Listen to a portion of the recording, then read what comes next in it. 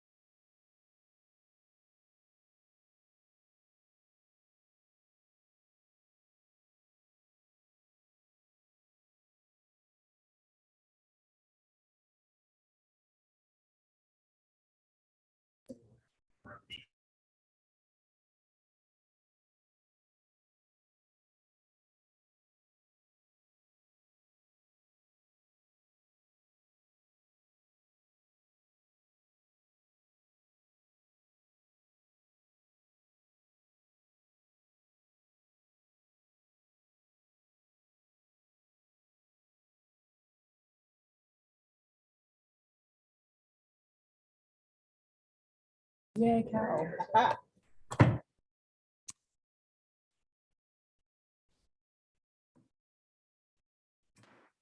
going to order this hearing. This is a hearing or roundtable of the Committee of the Whole of the Council of the District of Columbia.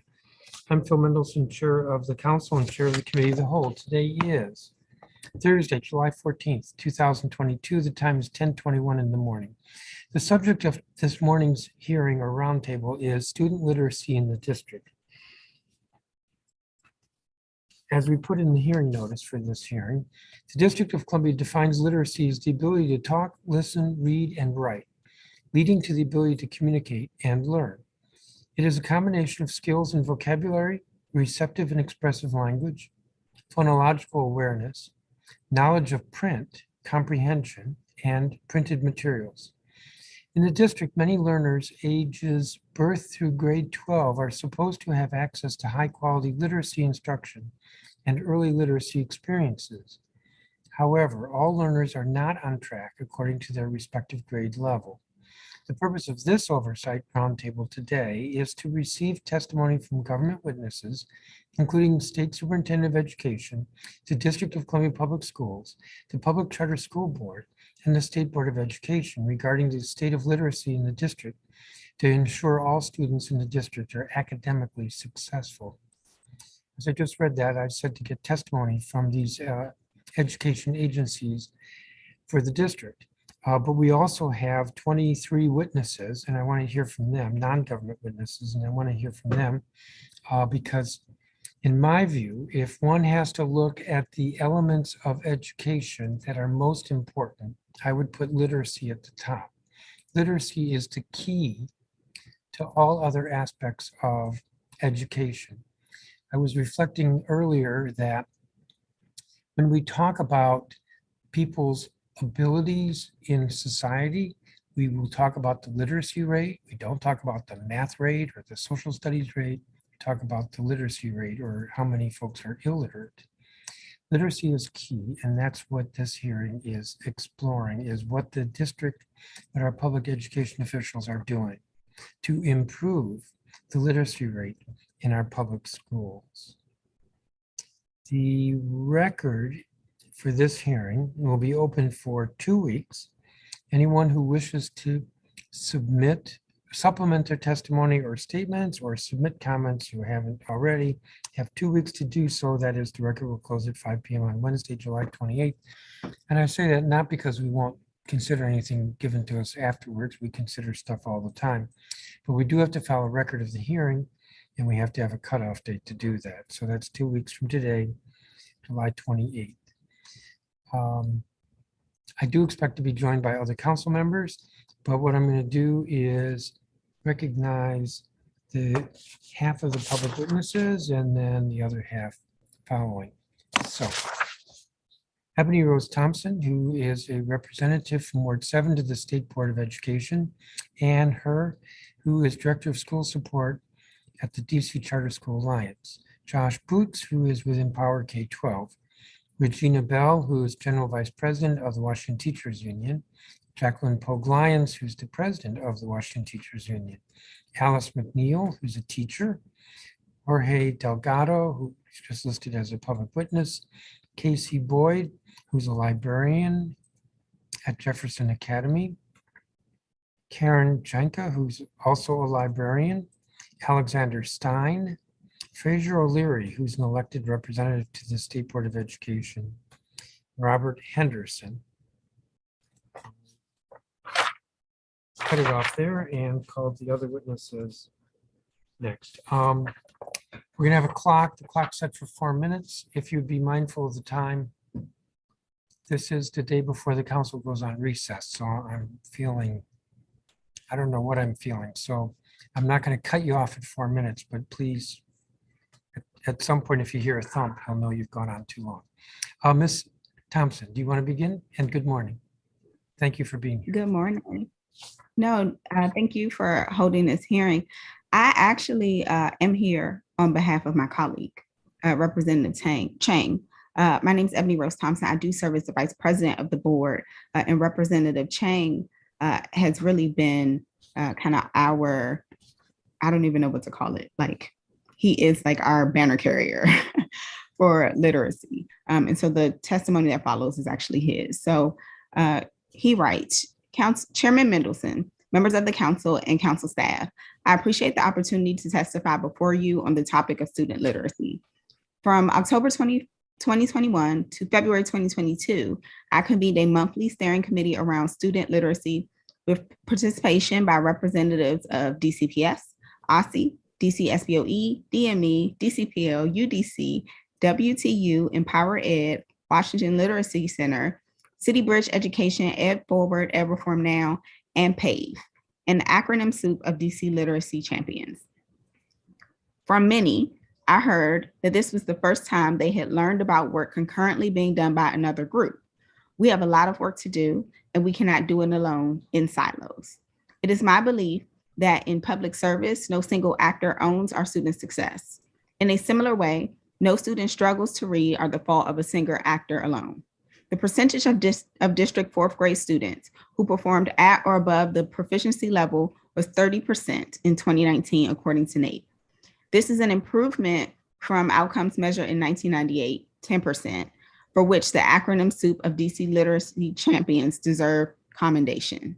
Yet and still, 70% of DC fourth grade students are reading below the NAEP proficient level, and average NAEP scores did not improve from 2017 to 2019, despite many and varied investments, and despite the incredibly hard work that so many have put into support district students. This is not the fault of any single actor. Today, you will hear testimonies from many actors who make up the acronym soup of DC literacy champions. I expect that each testimony will focus on recent achievements completed by their respective entity, the backbreaking work that has been put into make that happen, and the robust research and data that defends the processes with which investments were made. I do not disagree. Since joining the DC SBOE in 2019, I have been impressed by each individual actor's conscientious and precipitant work to advance literacy for our students. Where DC must grow is in how we work together across literacy stakeholders. Too few literacy champions, including those who have worked in the district for decades, know the city's current and fantastically written comprehensive literacy plan, let alone the previous 5-year literacy strategy. We must find new ways to build trust and collaboration between literacy actors at all levels. We must better align teacher training programs with curriculum design and the selection of assessments. DIBELS, for example, can be an incredible tool to identify where a student is struggling, but it is not super useful if a teacher cannot find support in how to interpret results. We must find better ways to inform one another of other stakeholders' approaches. School librarians often come to me saying that their colleagues have no idea how to work with them or to activate their full potential. Similarly, many graduates of the DC Reading Clinic have told me that their principals are not letting them practice what they have learned. These are not the faults of any one player. My ask to you is to help develop a culture where each literacy actor feels comfortable and encouraged to ask one another for help. There's incredible yet underutilized experience across our agencies. I ask for your help to clarify the direction towards which each player works, who should do what by when, what we've got, the individual ingredients. We need to decide on a recipe, and we all need to learn how to cook together.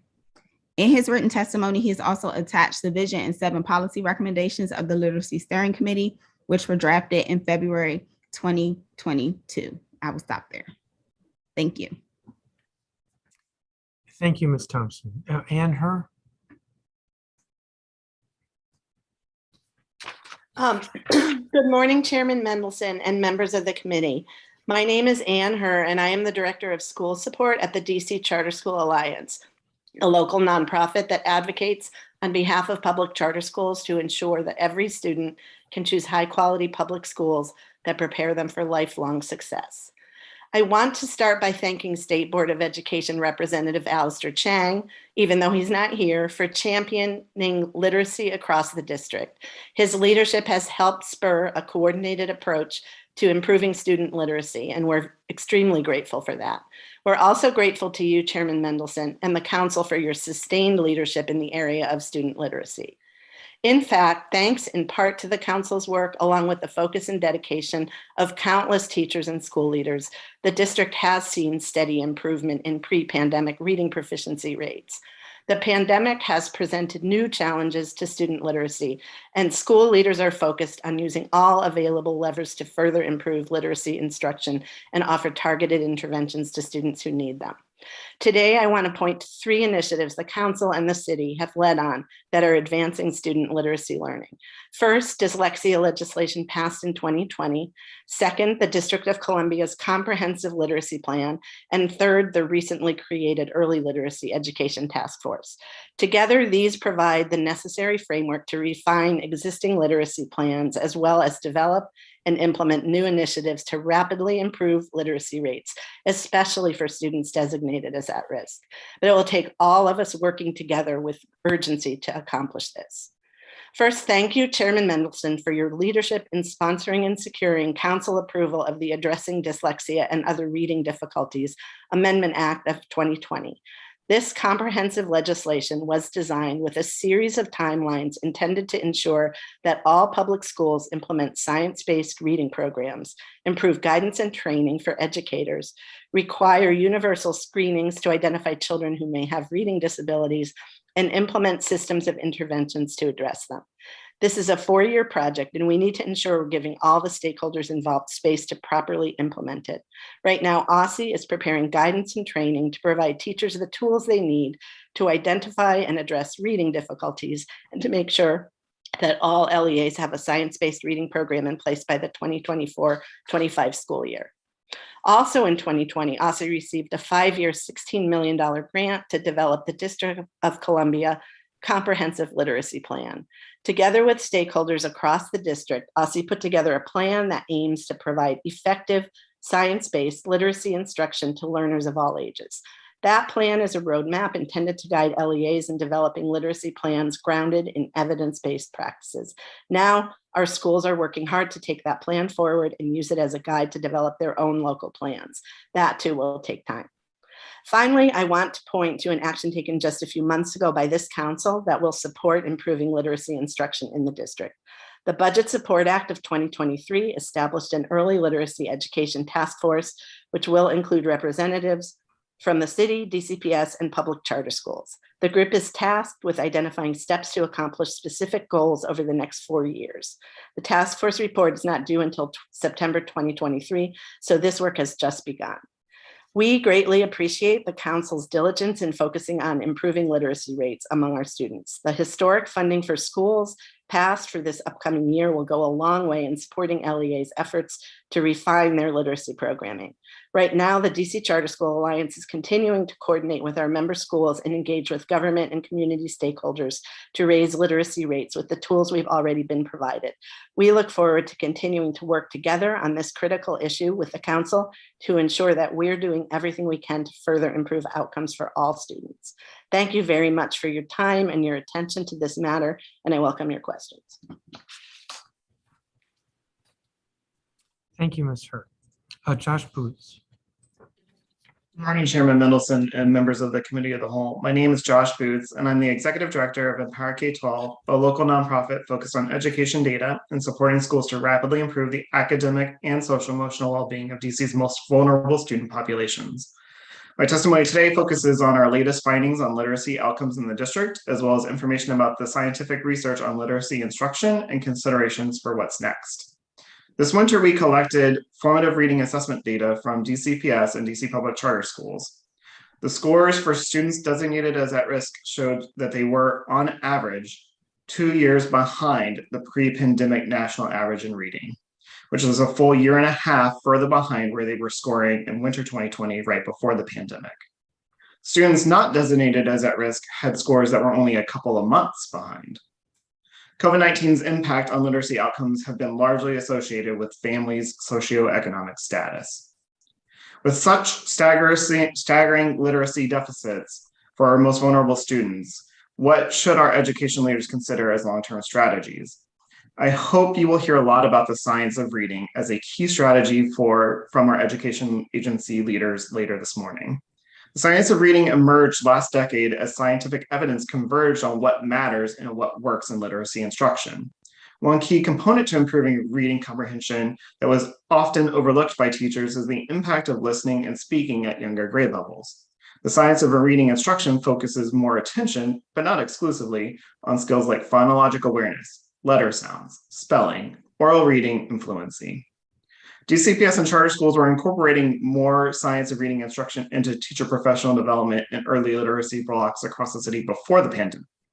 When we interviewed the staff at DC Bold schools, which are those schools serving high percentages of at-risk students with achievement well above expectations, they often talked to us about the importance of phonics, fluency, and oral guided reading instructional strategies. It was part of the reason why DC was one of only 4 states where students from low-income families demonstrated statistically significant improvement in 4th grade reading scores between 2011 and 2019. The other states were Mississippi, California, and Nevada, other prominent early adopters of science of reading. It is important to note that improved science of reading instruction in early literacy classrooms alone will not close the 2-year literacy gap for our students designated as at risk. In education research, we talk a lot about effect size. Meta-analyses of the science of reading strategies show an average effect size between 30 and 60% of a standard deviation, which is actually a strong effect. Using data from this, but what does that actually, how does that translate into real world terms? Using data from the same LEA formative assessment tools received this winter, we find that the effect size actually translates to an extra 3 to 6 weeks of reading skill progress during a typical academic year, which is big. However, it is not enough to cover the 2 years difference of reading by looking at just reading science of reading instruction alone. We must continue to push strategies that worked pre-pandemic, like science of reading, but we must also think more broadly and bolder about how to support all students and question everything like scientists. Here are a few questions I think are worthy of additional conversation. Is the new minimum attendance of 650 instructional hours across 180 instructional days for students enough, especially for our students who need the support the most? Are there different school calendars that minimize summer learning loss, one of the largest contributors to literacy gaps? Should there only be one entry point into a new grade level each year? Should the science of reading professional development be a requirement for more than just early literacy educators, especially as we've promoted students the last couple of years who are far behind? And how are we coaching our parents on the science of reading since that's not exactly how they were taught to read years ago? I have more in this testimony. I know my time is up. Lastly, Chairman, I want to say that the pandemic's detrimental impact on numeracy outweighs its impact on literacy. And I do think that numeracy is almost as important as literacy. Thank you, Mr. Boots. Regina Bell. Thank you, Mr. Chairman. Good morning, Mr. Chairman. Chairman Mendelson, my name is Regina Bell, General Vice President of the Washington Teachers Union. Thank you for holding this hearing on student literacy. As a librarian, this topic is near and dear to my heart. Frederick Douglass said, "Once you learn to read, you will be forever free." Unfortunately, many students in DCPS are not on track with their literacy skills. This has been true for many years, but the achievement gap in literacy has widened during the pandemic. Results from DCPS's DIBELS data indicate that in the fall of 2019, Black students were approximately 30 points behind their white peers. In the fall of 2021, that gap widened to more than 40 points. What is so worrying about this data is that a lack of literacy skills has long-term consequences for students. Before third grade, students are learning to read. Starting in third grade, students are reading to learn. A long-term study by the Annie A. Casey Foundation found that students who were not proficient in reading by the end of third grade were 4 times more likely to drop out of high school. In fact, 88% of students who failed to earn a high school diploma were struggling readers in third grade. Studies have concluded that there is a correlation between a child's ability to read and future incarceration. According to the National Assessment of Adult Literacy, 2/3 of students who cannot read proficiently by the end of 4th grade will end up in jail or welfare. DCPS has seen an increase in gun violence since the pandemic, and teachers reported more behavioral problems with students this past school year. Students need to feel safe physically and emotionally in order to learn. Students living in communities with higher levels of violence have lower academic achievement. These statistics are very sobering. The situation is dire, and the response requires a fierce urgency of now. Fortunately, the council passed the Addressing Dyslexia and Other Reading Difficulties Amendment Act, which goes into effect this upcoming school year. This act requires DC schools to use science-based reading programs and will provide professional development on reading difficulties for teachers in grades K-2. The following year, all students in grades K-2 will be screened for reading difficulties. I commend the council for passing this legislation. Many teachers are learning about the science of reading through the DC Reading Clinic. The Reading Clinic teaches teachers the skills they need to address student difficulties in decoding and literacy. The teachers rave about this training, but now they need more decodable texts in color to reach students who are still struggling.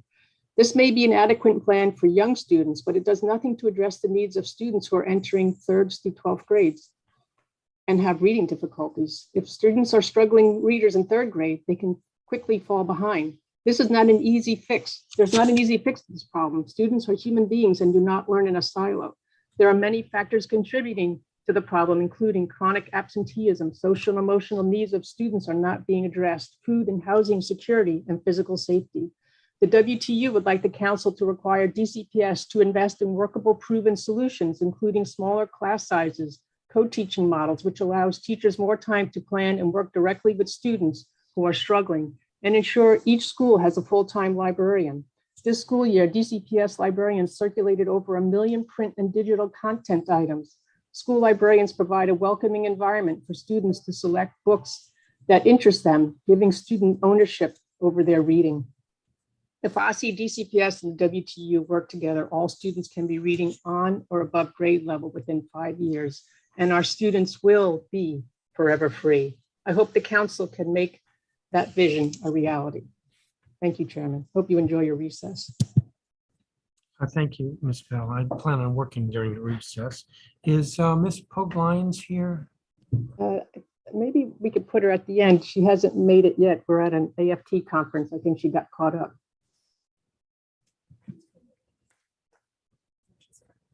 In Zoom lingo, we just promoted her. I'm sorry, you just, In Zoom lingo, we just promoted her. okay, thank you. Oh, here she is. Good morning. Thank you. I'm morning. sorry I couldn't get in. You wouldn't let me into the party, but I'm here now. So thank you for your patience. Good morning again. I'm Jacqueline Pogue-Lyons, president of the Washington Teachers Union. I've taught in public schools across Washington, D.C. for almost 30 years. My last teaching assignment was at Savoy Elementary School as a kindergarten teacher. And so literacy is very important to me. And it was very important in the community where I taught. I'd like to thank the council for holding today's hearing. Ensuring that every student can read is a priority of mine and the WTU. In fact, the first time I provided testimony to the council after the unfortunate passing of Elizabeth Davis, I called on the council to take steps to close the city's long-standing and growing literacy gap.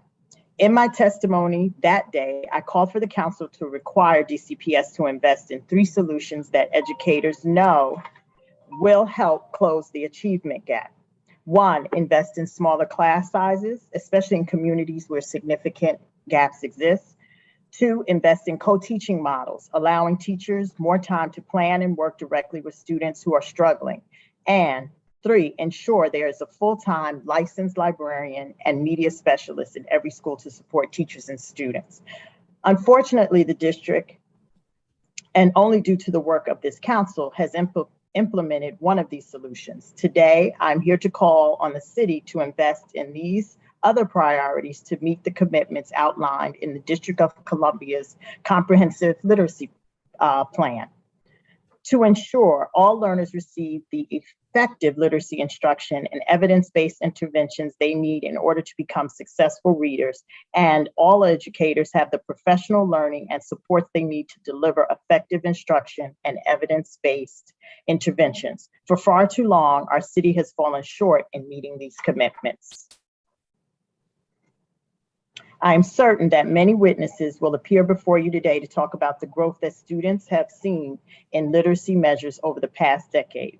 And I will emphasize that the district school system is on the right track. And while I acknowledge that we've seen growth over the past decade, we must also recognize that that growth is not equal across our city, and that progress has not been rapid enough. DC Public Schools' 5-year strategic plan capital commitment included a goal of ensuring that 100% of K through 12 students are reading on or above the grade level by 2022. I hope that you will ask DC Public Schools for a full accounting of the dollars spent, metrics utilized, and the outcomes achieved in their pursuit of this goal. Over the years, advocates have asked DCPS to provide a detailed plan, and we've only seen vague outlines and goals. What we do know is that our city will fall woefully short of this goal. While we won't see the results of the district's PARCC tests for several more weeks, we know where our students were prior to the pandemic. According to the 2019 data, the last year prior to the pandemic, in which data was available, less than 40% of the district students were proficient in reading. More concerning, despite rhetoric of investing more in students, furthest from opportunity, and the achievement gaps continue to grow. Since 2016, white students have scored 10.7%, while Black students have grown only about 8.5%. I'd like to thank the council for letting me speak to you today.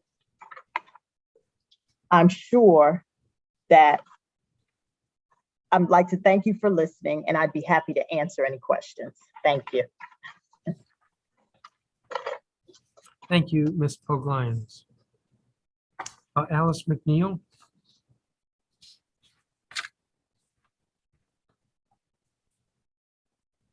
Is Ms. McNeil here?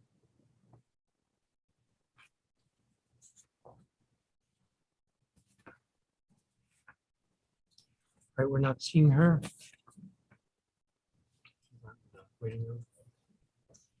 Jorge Delgado. Is Mr. Delgado here? Casey Boyd. Good morning. Good morning. Okay, I may begin. Yes. Okay, good morning, Chairman Middleton, and thank you for the opportunity to testify today and to represent the voice of the DCPS librarian. My name is Casey Boyd. I am a librarian at Jefferson Academy, and my testimony will be broken down simply into 3 parts: scholarly research, school librarians in action, and statistical data captured for the 2021-2022 school year. Numerous research studies have been conducted about the impact of students having access to school library programs and certified full-time school librarians. Consider the research of these scholars who have conducted research studies for school districts across the country, many of which are very similar to our demographics here in DC. Dr. Stephen Krashen states that those who do more self-selected reading, including fiction, read better, write better, have larger vocabularies, and spell better. They also know more about history, current events, and science, and they have a greater understanding of others. Dr. Keith Curry Lance states that test scores are higher where certified school librarians are used as literacy leaders, in-service professional development providers, as curriculum designers, and as technology innovators. The return to in-person learning was a challenging yet exciting time last year. And through the Library Media Center program at my school, Jefferson, my students adopted the use of ebook platforms, which is Sora, print books from Follett Books, and digital learning programs such as BrainPop, PebbleGo, and Learning Ally. Teachers utilize these resources daily to help support instruction and encourage independent reading throughout the school year.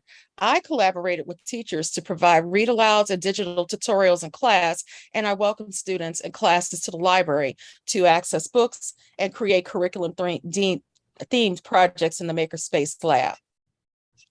As a result of receiving much needed book donations at the beginning of the school year, my students started off the year strong with books that interest them. My library program was truly the heart and hub of learning at Jefferson. Students identified books that helped them read independently at home, at school, and encourage them to discover and dream. Students visited the Makerspace Lab daily throughout the school day to make and take projects that they could cherish and enjoy at home and of course at school. I am so proud that my library program contributed to the historic 1 million print and digital content items used by students and teachers during the 2021-2022 school year. This success can be attributed to the direction of our amazing director, Dr. Kevin Washburn, and all of the full-time certified librarians in every DCPS school. The school library was truly the center of learning in every school throughout the district. Council members, my request to you today is to pass the legislation for the B24-0443, which is the Students' Right to Read Amendment Act of 2021. We are currently on an upward trajectory. To maintain the success, we need to ensure that school libraries and DCPS will be provided for, and all students, regardless of zip code, and run by full-time school librarians. I can't talk today. I will also add the importance of our school leaders ensuring that the librarian is not pulled from their essential duties to serve as substitutes, teach class, or coverage, because this is starting to become a problem throughout the district. So in closing, I will say, please pass the Students' Right to Read Amendment of 2021 to protect the future of our children. And I would urge you to take a look at the two different charts that show all the growth as well as the usage of content across the curriculum by not only students, but teachers as well. Thank you very much and have a wonderful break. Thank you, Ms. Boyd. And as I said, I think most of the council members will be working through the recess. Karen Jenka?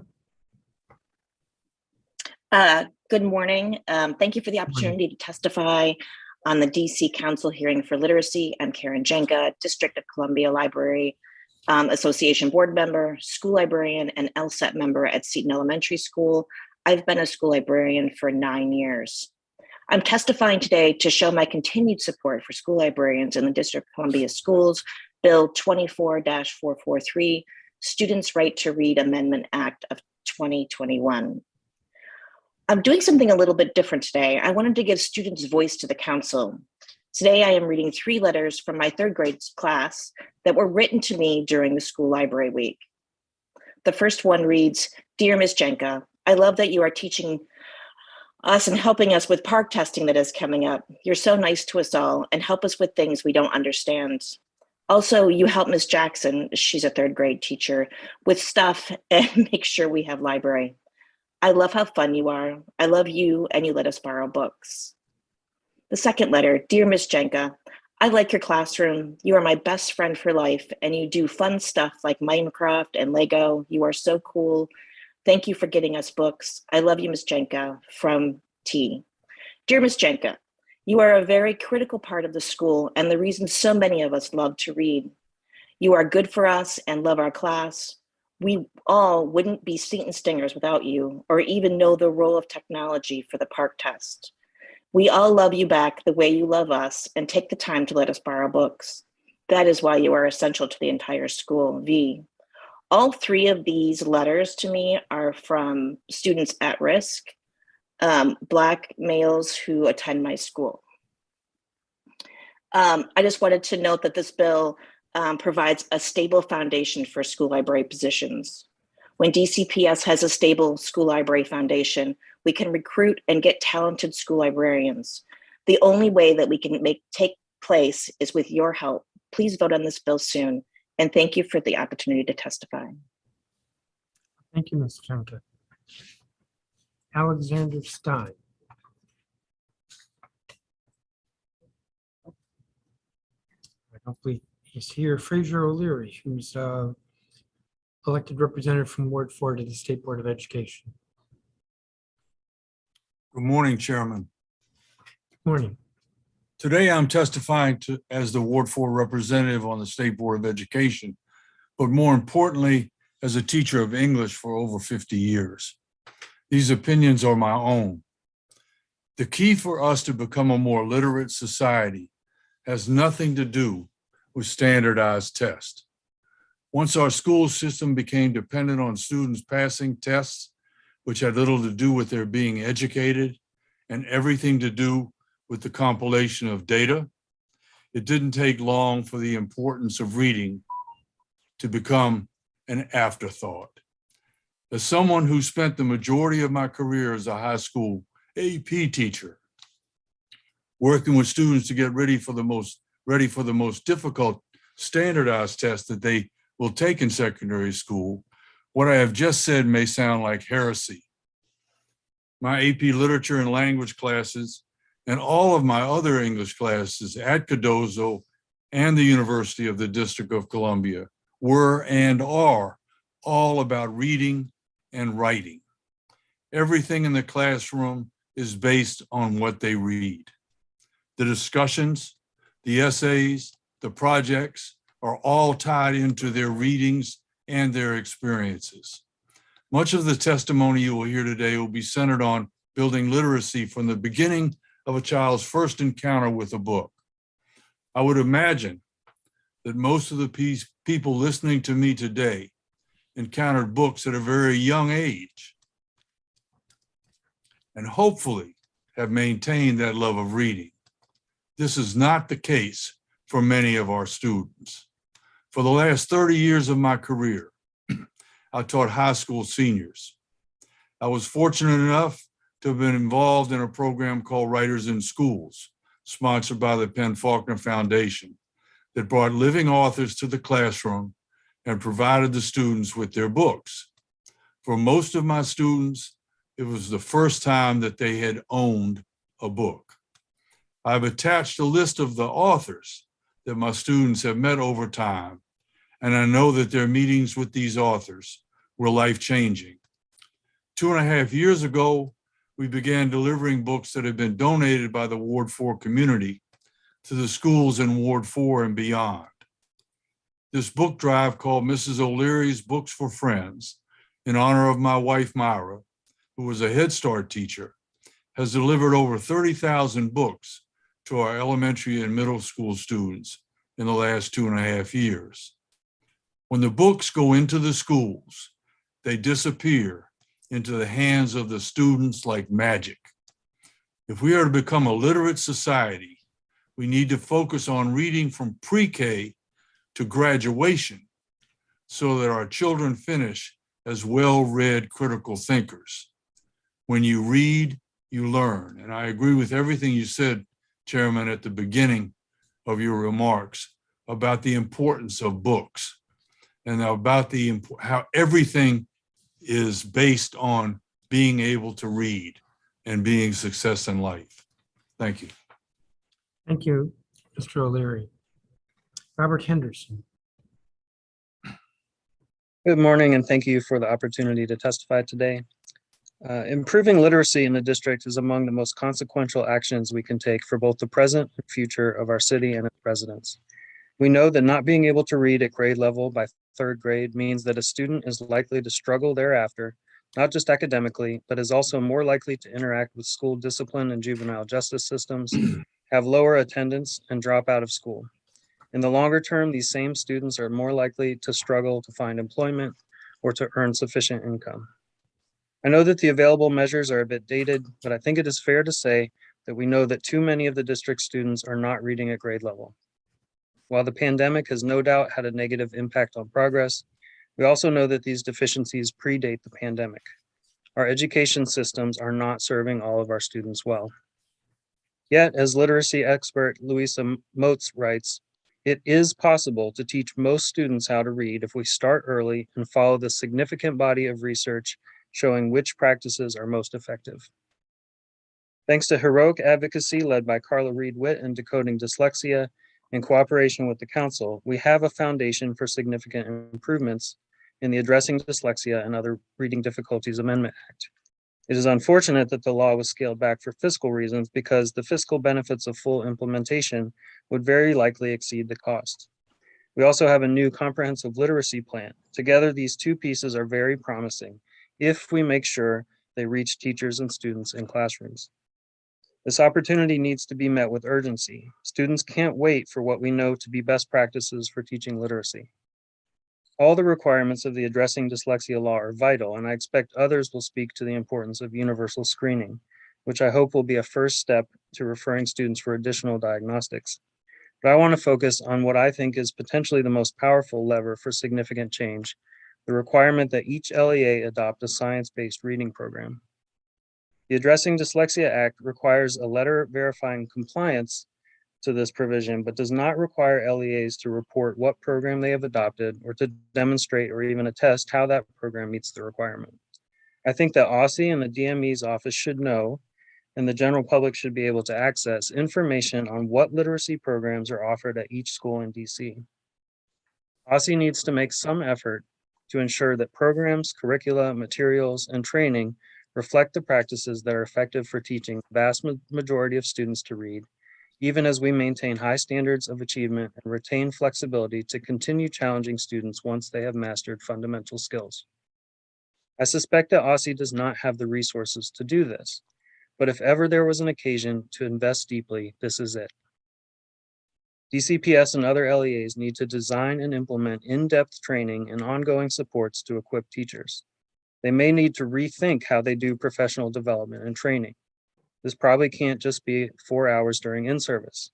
This training needs to be meaningful for teachers, and in a climate in which teachers are already stretched so thin on time and mental and emotional well-being, compensated time must be made for real training without squeezing it out of already small margins devoted to other essential preparation and duties. I suspect that DCPS and most LEAs do not have the resources to do this.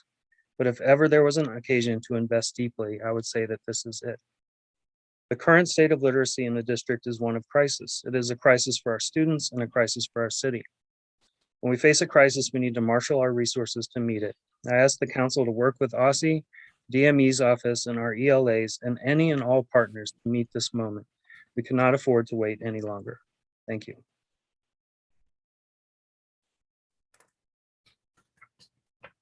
Thank you, Mr. Henderson. Thank you, each of you, for your testimony. I just have a few questions. All of your testimony is helpful. I have to kind of refresh my recollection.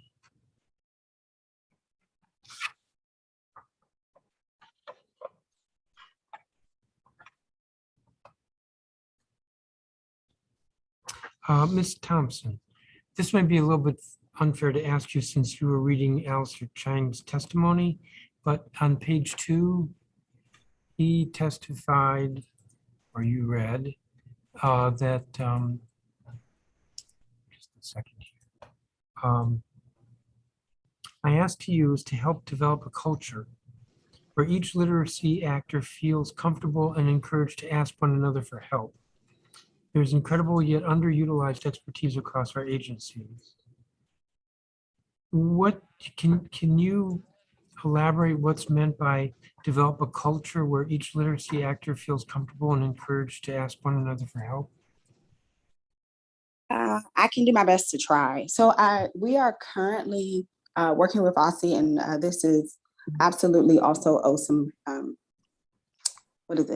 Thanks to the council to be able to set up I want to say we're calling it a task force that works across the different agencies and involves community stakeholders to say, all right, what direction are we going together? Currently, just like so many other issues in the district, A, people aren't talking to each other. B, we don't know our like team roles. Like, so if it was baseball, which I'm sure Representative O'Leary could appreciate, we don't know who's on first, who's on second. We don't know who's calling the plays, the coaches. Everybody is just doing their individual thing. And so we do not have systems built in where we are guaranteeing that people are talking to each other and encouraged and incentivized to talk to each other. We kind of leave it up to, oh, you know, if this person knows and likes and is connected to this person, then maybe they'll collaborate. But we have not created the conditions necessary within our system and reinforce them to say, okay, here are the places where we can work together. Here are the places I need you to do your role. And here are the places where, you know, they're just opportunities for some visioning and leadership. Thank you. Let me ask if anybody else wants to speak to this. Develop a culture where each literacy actor feels comfortable and encouraged to ask one another for help. Yes, Mr. Henders. Yeah, I would add to that, that I think we don't have a culture in which our government agencies are comfortable saying, we need to do better at this. Like, there's this culture where we can't admit the challenges ahead of us, to say like we have to be so positive about our growth and our progress. I mean, you heard the tension in a lot of the testimony today. Like, we want to remind ourselves that we've come a long way, and yet it should be okay for our agencies, our schools, our teachers, all to be able to say to each other, hey, this isn't working very well. What can we do to do better? And then, as Representative Thompson was saying, to like have those mechanisms for sharing practices that work well. I feel like right now we don't have a culture that allows for a teacher, for a school leader, for OSSE to say, hey, we need more help with this. Thank you, Ms. Pogue-Lyons. I would also agree with that. And I remember a professor saying that literacy in many of our urban areas is like being in a boat and everybody has an oar and everybody's going in a different direction. We're not coming together again to see what works. Even teachers among teachers to say, okay, what instruction do you have in literacy? What instruction do I have? What are your beliefs? What do you think is working? We're not even making a culture where teachers feel comfortable in saying, I just don't know, or where leaders can say, this is not working. I know you want me to do this next year, or I know I've been doing this for 2 years or 3 years and it's not working and we need to do something else. So we're all going in this boat in different directions. And literacy is far too important for us not to be in the same boat going in the same direction. Mr. O'Leary. I think my problem, and I hope it came through with my testimony, is that books aren't important in the classroom. The testing, the enormous amount of time that teachers have to spend getting ready for a standardized test all year. And books are, you know, kids have to have books. They have to be able to read. They have to be able to think while they're reading and write about what they're reading. And we've gotten away from what works, because if students are reading, we used to have a program in DCPS called DEAR, drop everything and read. You spend a half an hour, every person in the school building we'd stop and everybody would read something. It didn't matter what, and it doesn't matter what you read, but reading needs to be the most important thing that happens in a classroom every day. Students need to be reading every day, and they're not. Ms. Bell? Yeah, just to piggyback on what others have said, I think I might have mentioned at other hearings that DCPS came back this school year with RCTs, testing. And that I think that was a huge mistake. They didn't focus on the skills that kids needed to learn, especially after being remote for a year. And teaching reading is rocket science. And some kids just don't get it. teaching it one way, and you have to ask your peers, hey, how do you do this? This student doesn't get the beginning sound, the end sound. And there shouldn't be any shame in saying you have a student who isn't getting it. And how can you help me? But do you think there is some hesitancy? You said shame. Yes, I do. Ms. Bell, you, in your statement, your testimony, you referenced a DC reading clinic. Yes. I probably know what that is, but I'm not remembering. What is that? It's, I think it's based out of Central, and there's another office at, I think it's Turner. They teach teachers the science of reading. So you can join a cohort. I forget how many applicants they can accept. And you go through a whole course where you take classes and you have a student you have to work with, and you use these principles that you're taught in the class. I think you fund it, Mr. Chairman. I could have. That's why I'm asking. It's in DCPS. This is a DCPS program. Yes, and it would be nice to have that expanded because it is a very good program. Well, I know preparing for this hearing today that I came across something, but I thought it was an OSSI that 70 weeks increased the number of teachers. But that's an OSSI program. That's the letters choice. Yeah. You know, listening to what each of you just said in answer to the question reminds me, and I was kind of surprised by this. I think it's a good thing that the council passed a dyslexia bill a couple years ago, and several of you referenced that. But after we passed it, like all laws, it went to the mayor, and the mayor didn't sign it. I noticed that. But became law without the mayor's signature, and she sent a letter that basically said, well, this isn't necessary. That might be a little unfair, but so maybe I should find the letter, what she actually said. Not that I'm going to read the whole letter.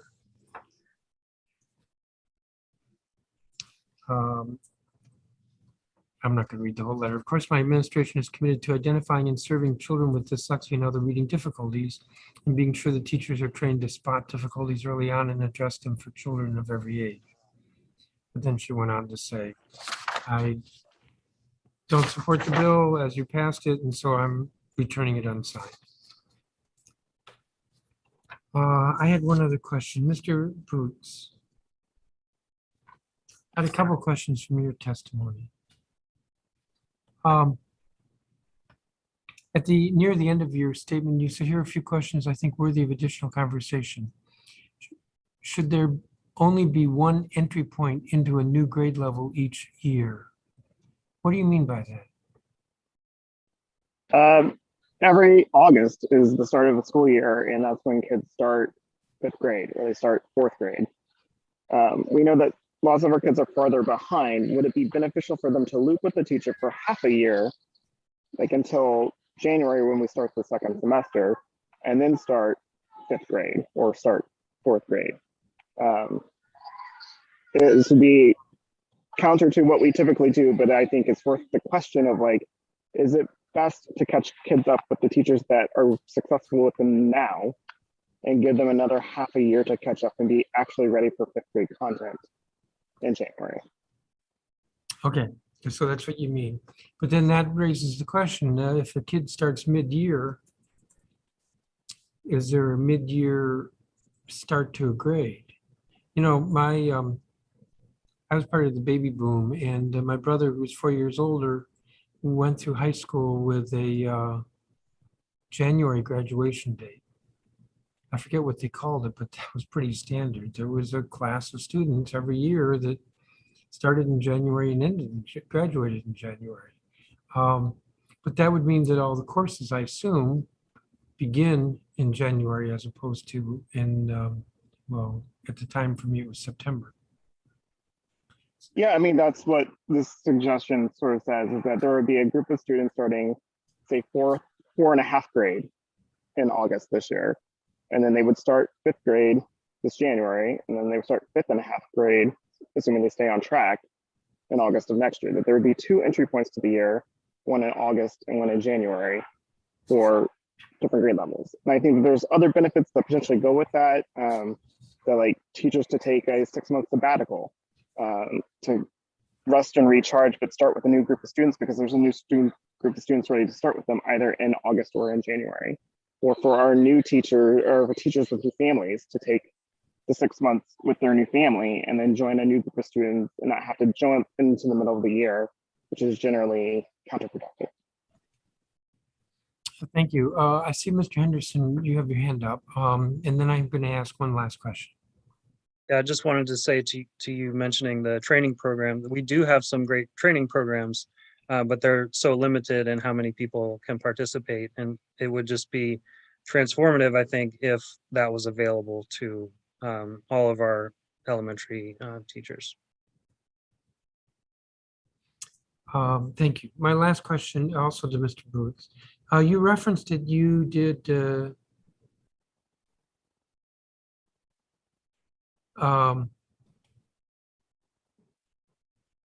you collected formative reading assessment data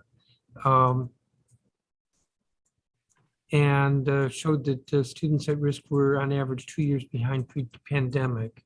I just wanted to probe how accurate that survey was.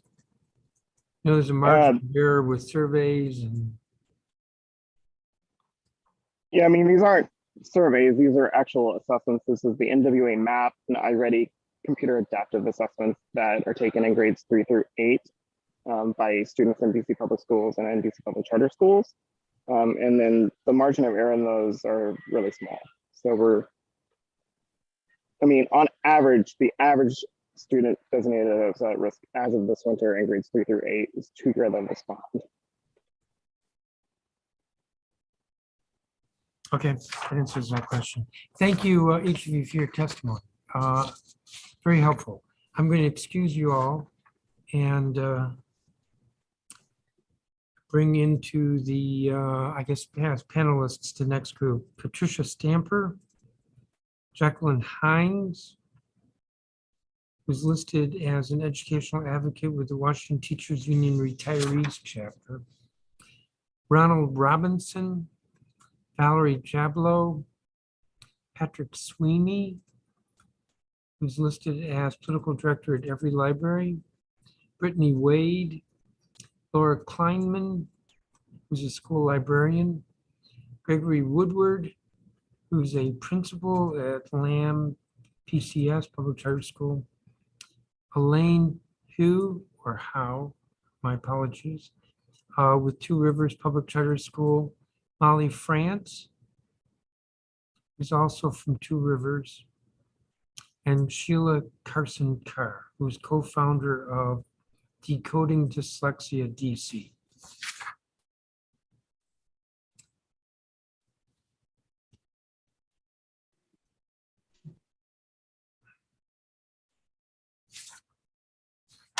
Ms. Stamper, we'll begin with you.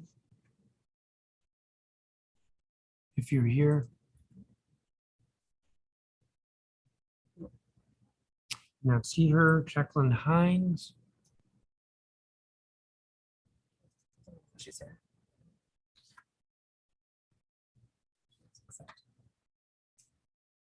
Ms. Hines, you are being invited into the panel room and you need to accept.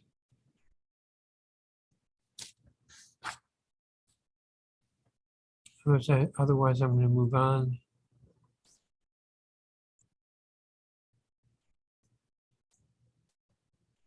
Now, let me go to Ronald Robinson. Mr. Robinson. Hello. Good morning. Good morning. Thank you. I'm very glad to be here and appreciate your chairing this committee, Chairman Mendelson.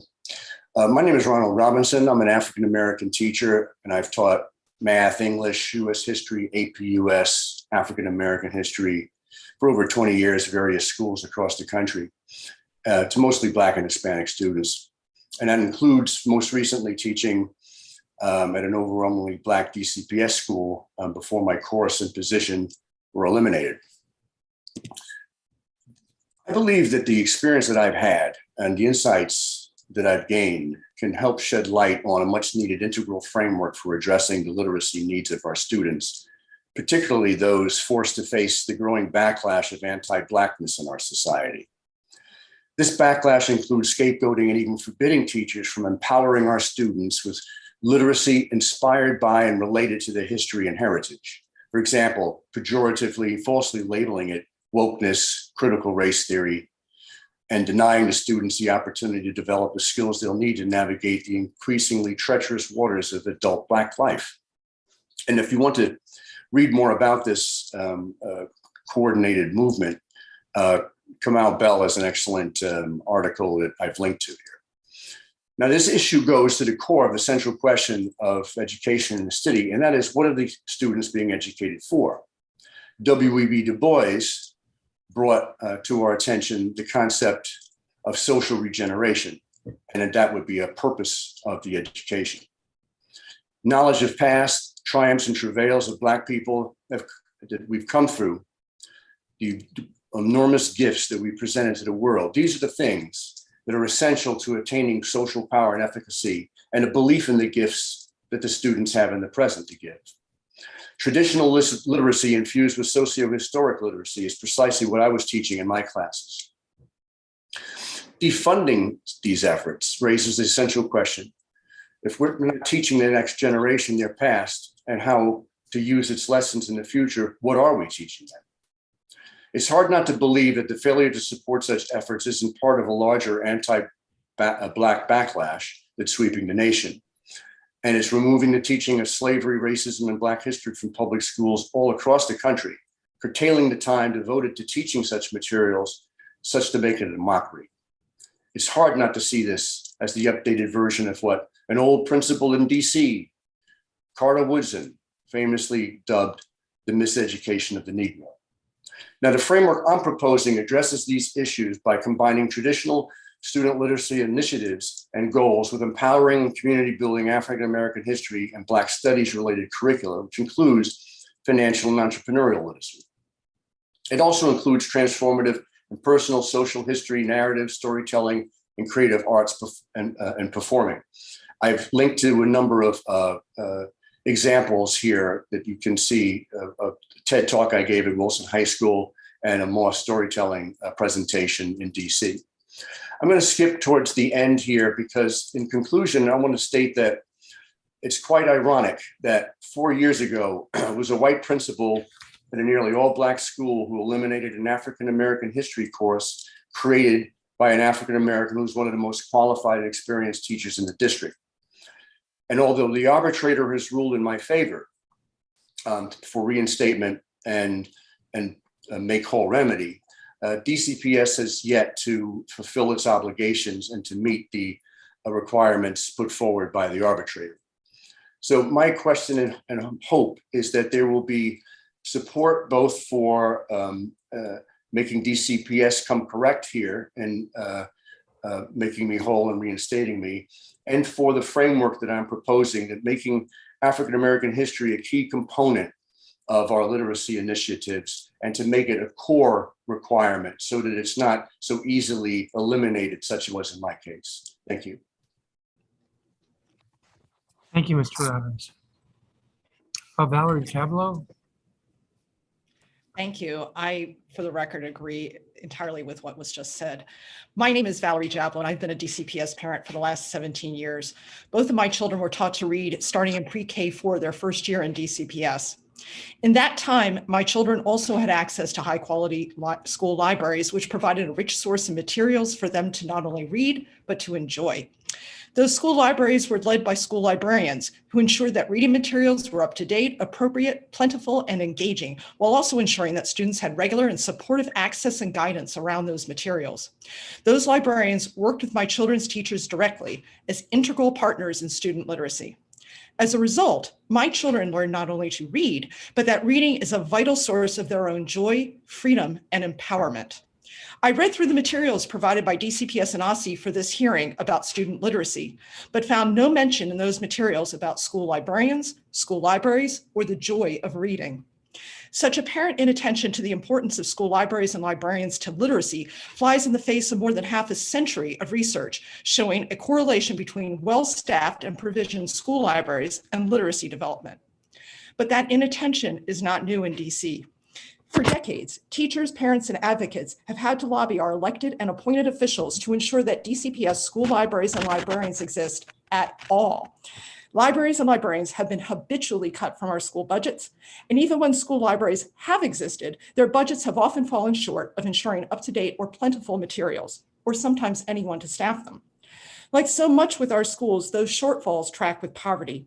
5 years ago, school libraries advocate Peter McPherson received materials from DCPS showing that schools with the poorest students often had the fewest books per student. At the time, Raymond's library had 6.7 books per student, Burroughs 8 books per student, and Stanton 1.5 books per student. The minimum recommended by school library professionals is 15 books per student. Part of DC's civic inattention to its school libraries and librarians is that it is a choice our education leaders make regularly, a very poor choice if we are truly concerned about student literacy. For instance, in 2016, the executive director of the Charter Board testified to this body about wanting a pilot program with DC public libraries because, in his words, quote, "Not all of our public charter schools have libraries. Some do, and some choose not to and spend their resources elsewhere," unquote.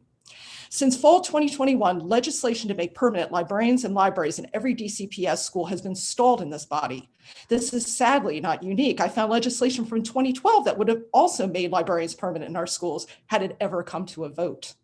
Instead of committing to our most direct and democratically available tool for securing student literacy, school libraries and librarians, we lurch from year to year with tentative funding, new initiatives, and odd silences. For example, OSSI's testimony discusses $13 million in literacy grants to charter schools to serve a total of 8,800 students, or about $1,400 per student, in high-impact tutoring. But there's no explanation of who is doing the tutoring and how, much less the nature of their training and coordination with teachers. There's also no assurance that those 8,800 students have regular access to robust school libraries and trained librarians to support their literacy journeys. Beyond those students, there's silence on what DC schools have libraries, the condition of those libraries, and whether there are librarians available to help with literacy. As a parent whose children are literate because of their DCPS teachers, librarians, and school libraries working together, I urge you now to embrace the easiest proven path to student literacy in DC. Pass legislation to ensure that all DCPS schools have well-provisioned libraries and librarians permanently. Thank you. Thank you, Ms. Chavo. Patrick Sweeney.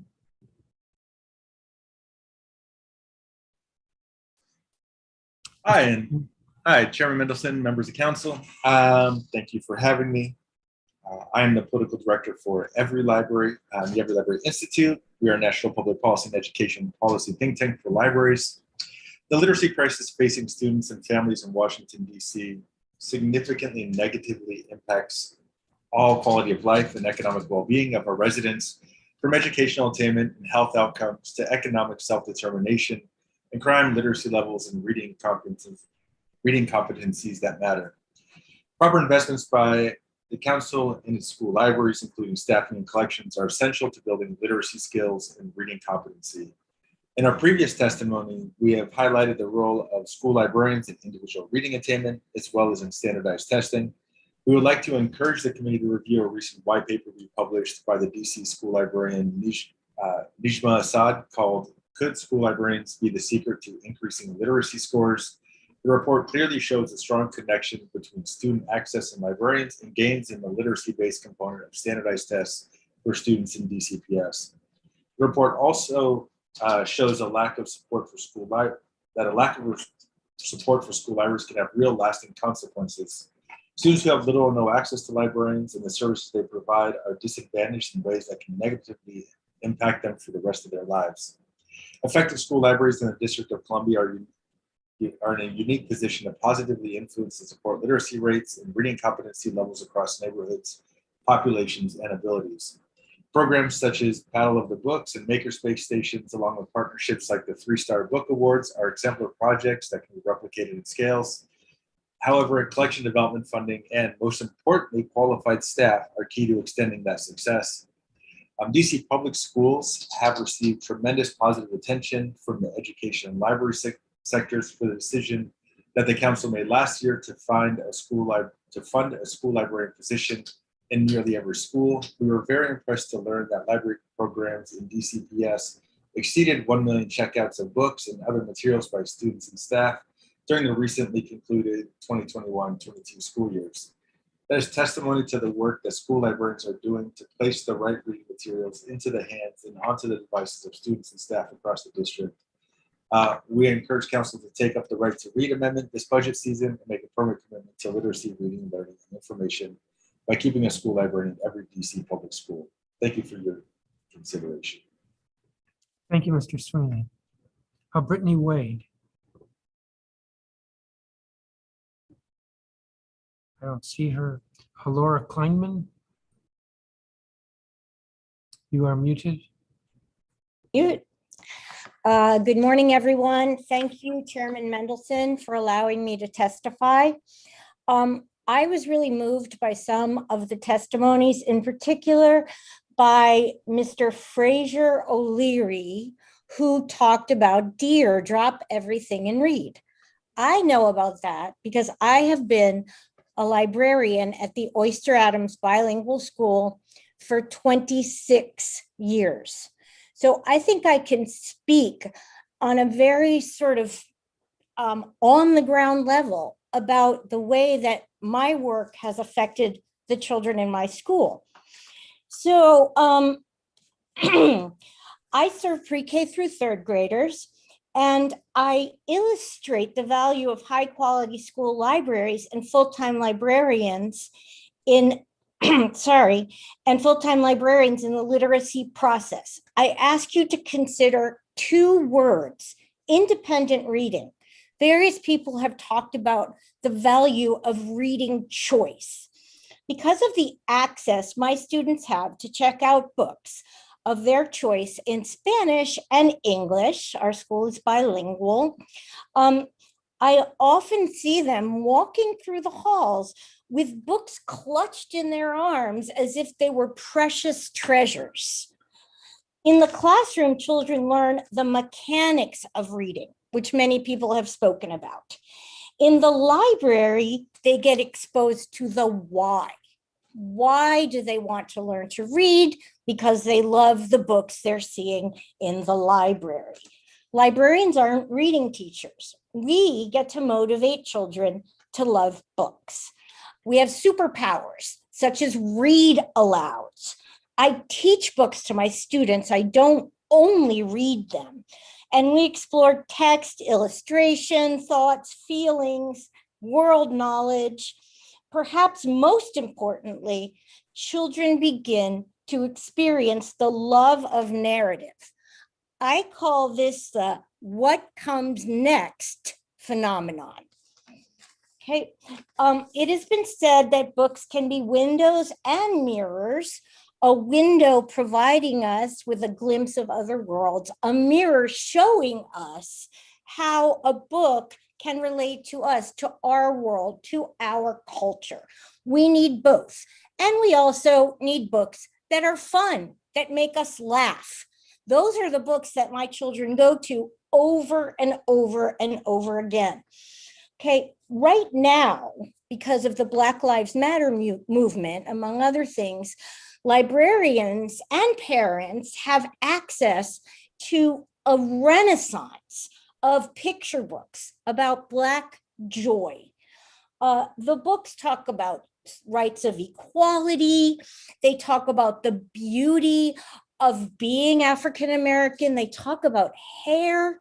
It's just, there's a beautiful book about Asian people, and it's called something about eyes. It's really wonderful.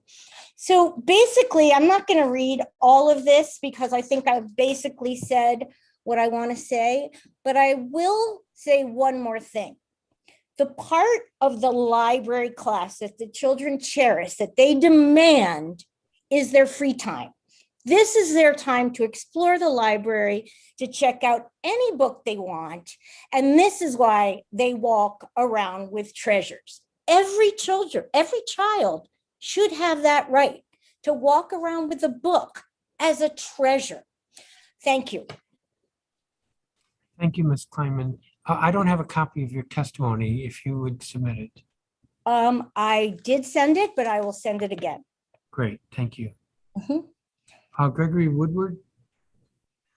Hi, thank you, Chairman Mendelson, members of the committee, fellow witnesses. My name is Greg Woodward. I'm the principal at LAM PCS, the Latin American Montessori Bilingual Public Charter School.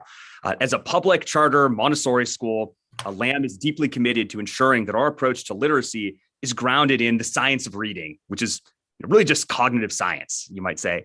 Thinkers like Natalie Wexler have persuasively made the case in recent books like The Knowledge Gap that teaching knowledge about the world is central to children's literacy development, in addition to phonics and many other things talked about by speakers at today.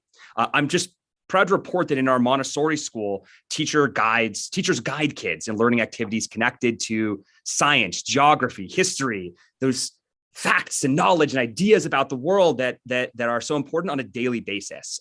Just recently, a few weeks ago, I saw a first grader just casually pick up a Montessori activity on stellar nucleosynthesis off the shelf and start intensively engaging with it. As he moved around different materials that modeled the phases of star development, independently, I might add, and wrote descriptions of what was happening, I was struck both by the child's joy as well as just how cool it is that this type of experience is utterly common at LAM and at Montessori schools more broadly. And I should, of course, add that this entire activity was in Spanish. We are proud to follow the science of reading in both languages of our school. In other words, due to the phenomenal work of LAM's Montessori teachers, kids are empowered on a daily basis to learn about our world. This is a good, and I'd actually argue a right in and of itself for kids, but I'd also argue that it's utterly critical for children's long-term reading success in elementary school, secondary school, college, and beyond. Outside of this particular lesson, which is simply one of hundreds of similar types of learning experiences at our school, Montessori schools more broadly, our teachers have engaged in quite advanced and intensive training in the US and internationally at Montessori institutes in the US and Latin America to teach knowledge and therefore to teach a core part of literacy education at a really high level. In addition, of course, as a Montessori school, our entire approach to reading is grounded in phonics in both languages. More broadly, literacy education based on the science of reading, and I know that term can be thrown about a bunch. Really, again, we just mean cognitive science, like the best we can know about how people learn, how kids learn, is one of the most important levers to improve student learning, school quality, and honestly, for children to be able to engage with the major ethical, philosophical, and social questions of our time. I would definitely extend an offer to anyone on this call, council member, witness, parent, anyone, to come and visit LAM and see this in action of what knowledge-based learning looks like in person.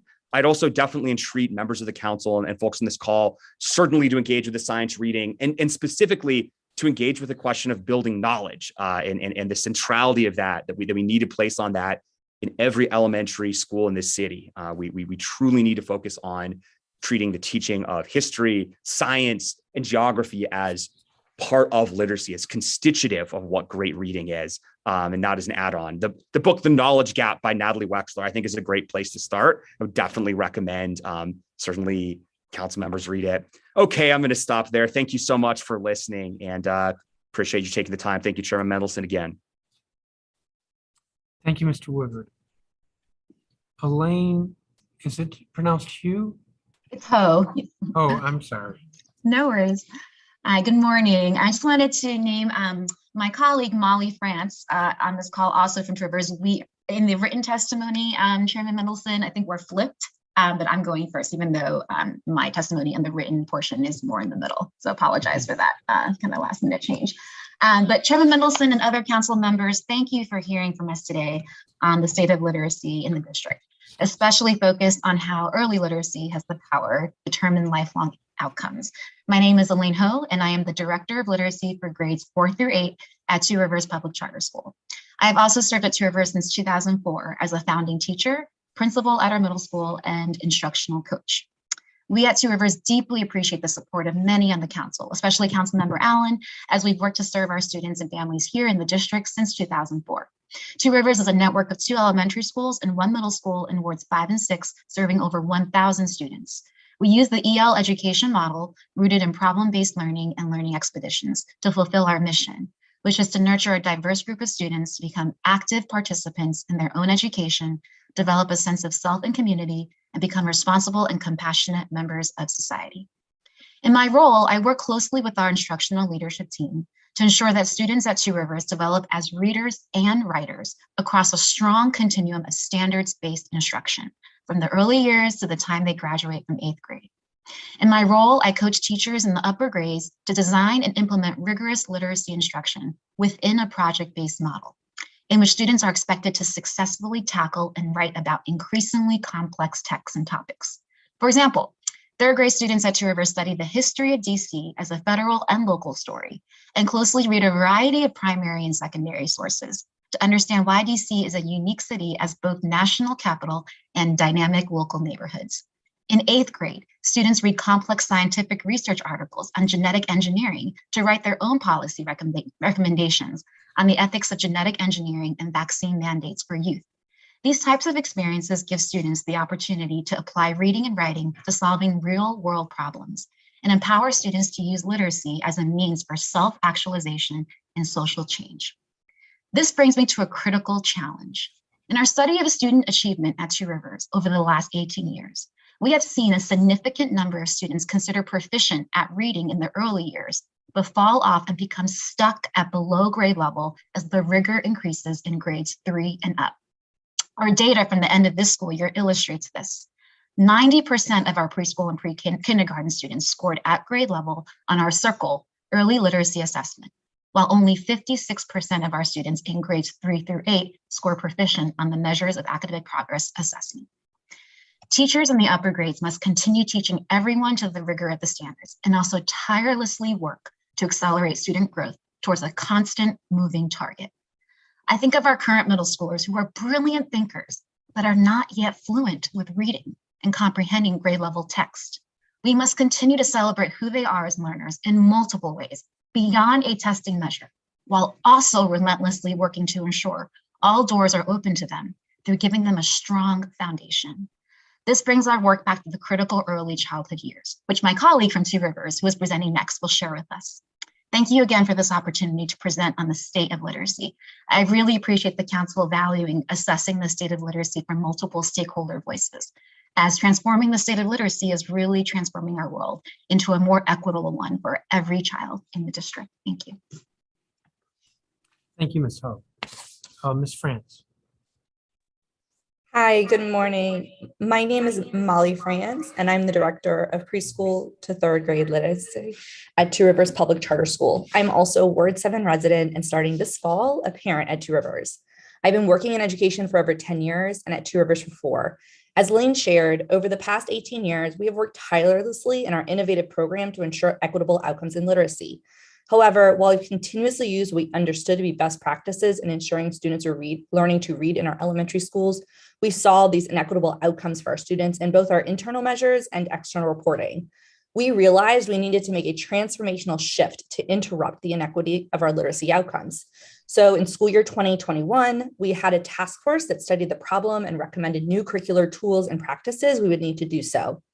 The task force recommended a shift to teaching reading based on the science of reading, how our brain learns. Research by Nancy Young, a member of the International Dyslexia Association, has shown that 50 to 65% of students need this type of instruction in order to learn to read. This past year, we implemented 3 new curricular programs: Heggerty Phonological Awareness Curriculum, Wilson Foundations in Pre-K, and EL Skills Block in kindergarten to 3rd grade.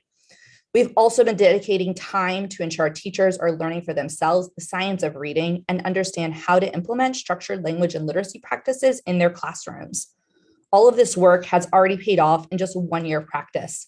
As Lynn shared, we had over 90% of students of color in pre-K 3 and 4 meeting expectations in phonological awareness on the CIRCLE assessment. We also saw outstanding growth in our elementary schools from beginning to the end of the year in our percent of students meeting and exceeding expectations in decoding from the EL Skills assessment. We had a growth from 60 to 65% at 4th Street, and at our young elementary from 26% to 45% at the end of the year. While we are really proud of this growth, we know that it's not enough. I think some people spoke earlier about how we can't just say, oh, we made growth and that's great. We know that we have to continue working on this to ensure that this isn't just 45 or 65% of our students, but 100% of our students reading on grade level. I truly believe that continued investment in strong curricular tools and training and support for our teachers is essential to continuing this growth. There's one thing that has continued to stick out to me as I do this work with our teachers in service of our students. The DC Early Learning Standards, which were last revised in 2019, leave large gaps between what we expect of our students who are exiting our early childhood programs and entering elementary, where Common Core state standards are used. For instance, there is no alphabetic knowledge standard for our pre-kindergarten 3 students, and pre-kindergarten 4 students are asked to only know 10 letters at the end of the school year. Any kindergarten teacher will tell you it is very difficult to ensure a student who comes in knowing only 10 letters finishes the school year reading independently.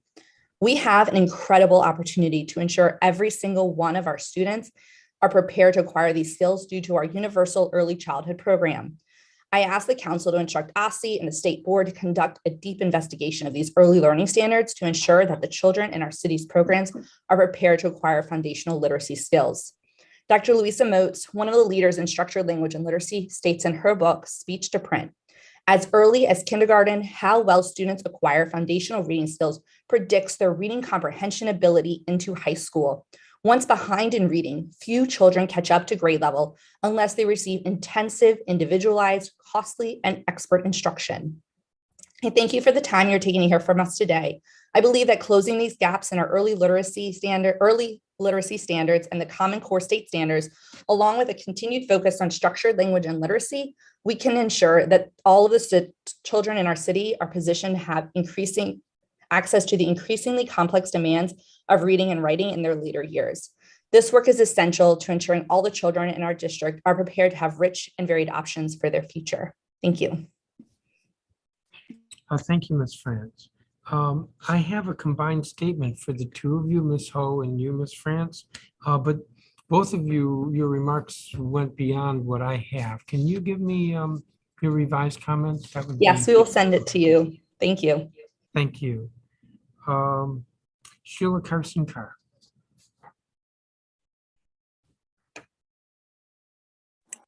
Yes. Good morning, Chairman Mendelson. And if my reception started going bad, please flag me and let me know. Do I need to turn my camera off? Your camera is off and you're a little wobbly, but we can hear you so far. Okay, great. Good morning, Chairman Mendelson and the other council members. I am Sheila Carson Carr from Ward 7 and the co-founder of Decoding Dyslexia DC. I'm glad you are having this roundtable today. I love that the city is being proactive for the students with reading difficulty. So the first thing on my list today is to make sure that the Dyslexia and Reading Law 23191 is amended to give OSCE the authority to enforce the law about reporting, which is due every October. It does not have it now. Reporting was a way for the public as well as the council to see what the schools are doing. Second, there are still problems with students being tested.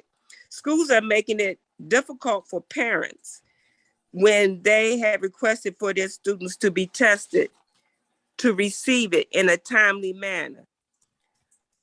Third, some of the concerns I've heard from special ed teachers are that the special ed staff need to be informed about the monies that goes to their schools because they don't have any input on how the money is spent. So they come out of their pocket with spending, trying to get things, or the student go without. And if we're really talking about really trying to help the students, we have to equip the staff so they can really be able to do it. And lastly, the Early Literacy Task Force needs a community representative and a parent, and not just one, because we don't want a little token and always be outvoted, in which we are anyway, but we need more representation on that. And on Tuesday of this week, I was on Capitol Hill at the 21st Century Dyslexia Act Roundtable that Senator Casey had. And they were really impressed with our law that we had. So everybody is working on this, and we just need to work a little harder and really show them what DC can do. Thank you for the students. Thank you, Ms. Carson Carr. I'm at a little bit of a disadvantage. You made some good points, but I don't have a copy of your statement. Can you repeat again the first point you made about OSSE needing enforcement authority? Yes, in OSSE, there is reporting that has to be done every October. And it says it in the report, but there's nowhere in the law. I mean, it says it in the law, but it's nowhere in the law does it say if they don't do it, there's no recourse. So the law is like mute. So children will continue to suffer. This is reports due from the different LEAs? That's correct. Okay, I'll ask about that. Give me just a second. Sure.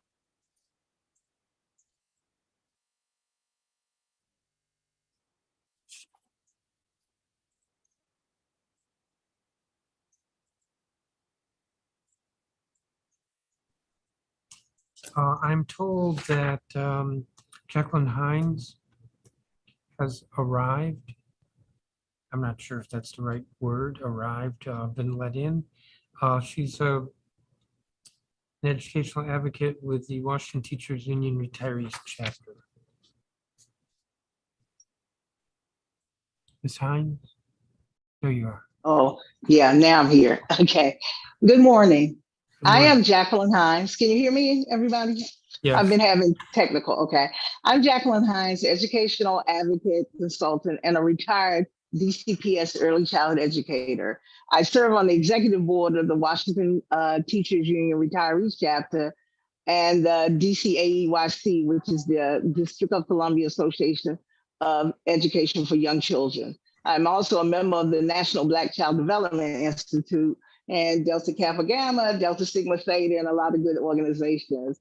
I am currently a literacy and writer educator at the Washington Tennis Educational Foundation summer camp in Ward 7, where I reside. I would like to thank the Council of a whole for the opportunity of this hearing today. I am on a mission to bring literacy, proficiency, and equity to all students, but especially students in Ward 7 and 8. I am requesting the council to take extreme steps to ensure literacy equity for all students in the city, with special attention to students who have struggled through the pandemic and continue to struggle through this post-COVID transition. I request that the council require DCP and support all educational facilities to invest in these solutions. I propose that they would support and help narrowing the literacy gap and inequities for academic success for our students. One is to fund, invest, support collaboration among community-based programs that support students during out-of-school time. These programs serve as links to students in school learning and often support families whose resources are limited. Funding and supporting more communities in school programs is also a great start. 2, ensure that smaller class sizes are a norm in classrooms with emphasis on co-teaching training models. And 3, provide resources for educators and students in all schools, including licensed librarians and media personnel. They support everybody. So where are we today? While we've all heard the data on the progress or lack of it among our students, I am here to confirm that there are struggling readers moving beyond 3rd grade in my groups right now, lacking in literacy and writing skills. I have spent the past 18 months in collaboration with the Washington Teachers Union, American Federation of Teachers, and First Book, and DCAYC in a major book distribution throughout the city. We have distributed books at immunization clinics and COVID vaccines in schools that held clinics. The goal to get books in children's hands and homes is the purpose. In April, the month of the young child, we held a 40,000 book giveaway to educators, students, families, and the community. First Books AFT Reading Opens the World is more than a book giveaway, but a major investment in our students, their families, and the communities where they live. In closing, I would, as an advocate and educator, I affirm that community engagement support is critical as we support children and their families in their communities. Literacy skills were lacking pre-COVID, doing virtual learning, and we are struggling to ensure that parents have the materials in their home to support their children. Let's reimagine how and where, that's what I want to say, how and where we spend our money. Support our students, educators, and families. Resources in schools and school programs and homes are a great start. We have to invest in the children. Thank you for your time, and I appreciate it. Thank you, Ms. Hines. I don't have a copy of your statement, which would be helpful. Yes, I will certainly send it. Thank you. Thank you.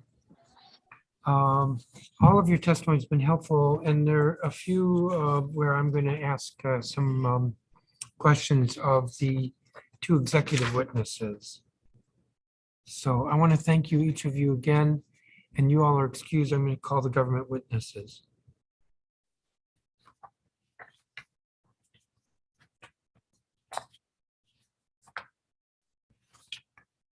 So the government witnesses, Dr. Jessica Sutter, who's president of the State Board of Education, Elizabeth Ross, who's testifying on behalf of OSSE.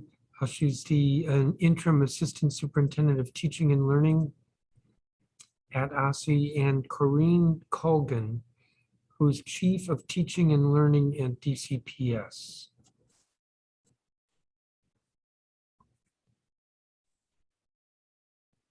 Greetings, Chairman Nettleton. Give me just a second. Ms. Colgan's here. Okay. When you're ready.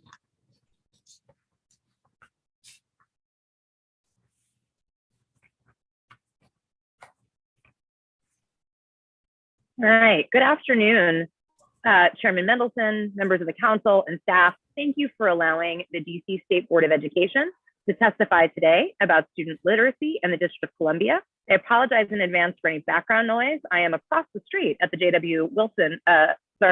the JW Marriott at the Education Commission for the States Conference. Testimony back up here.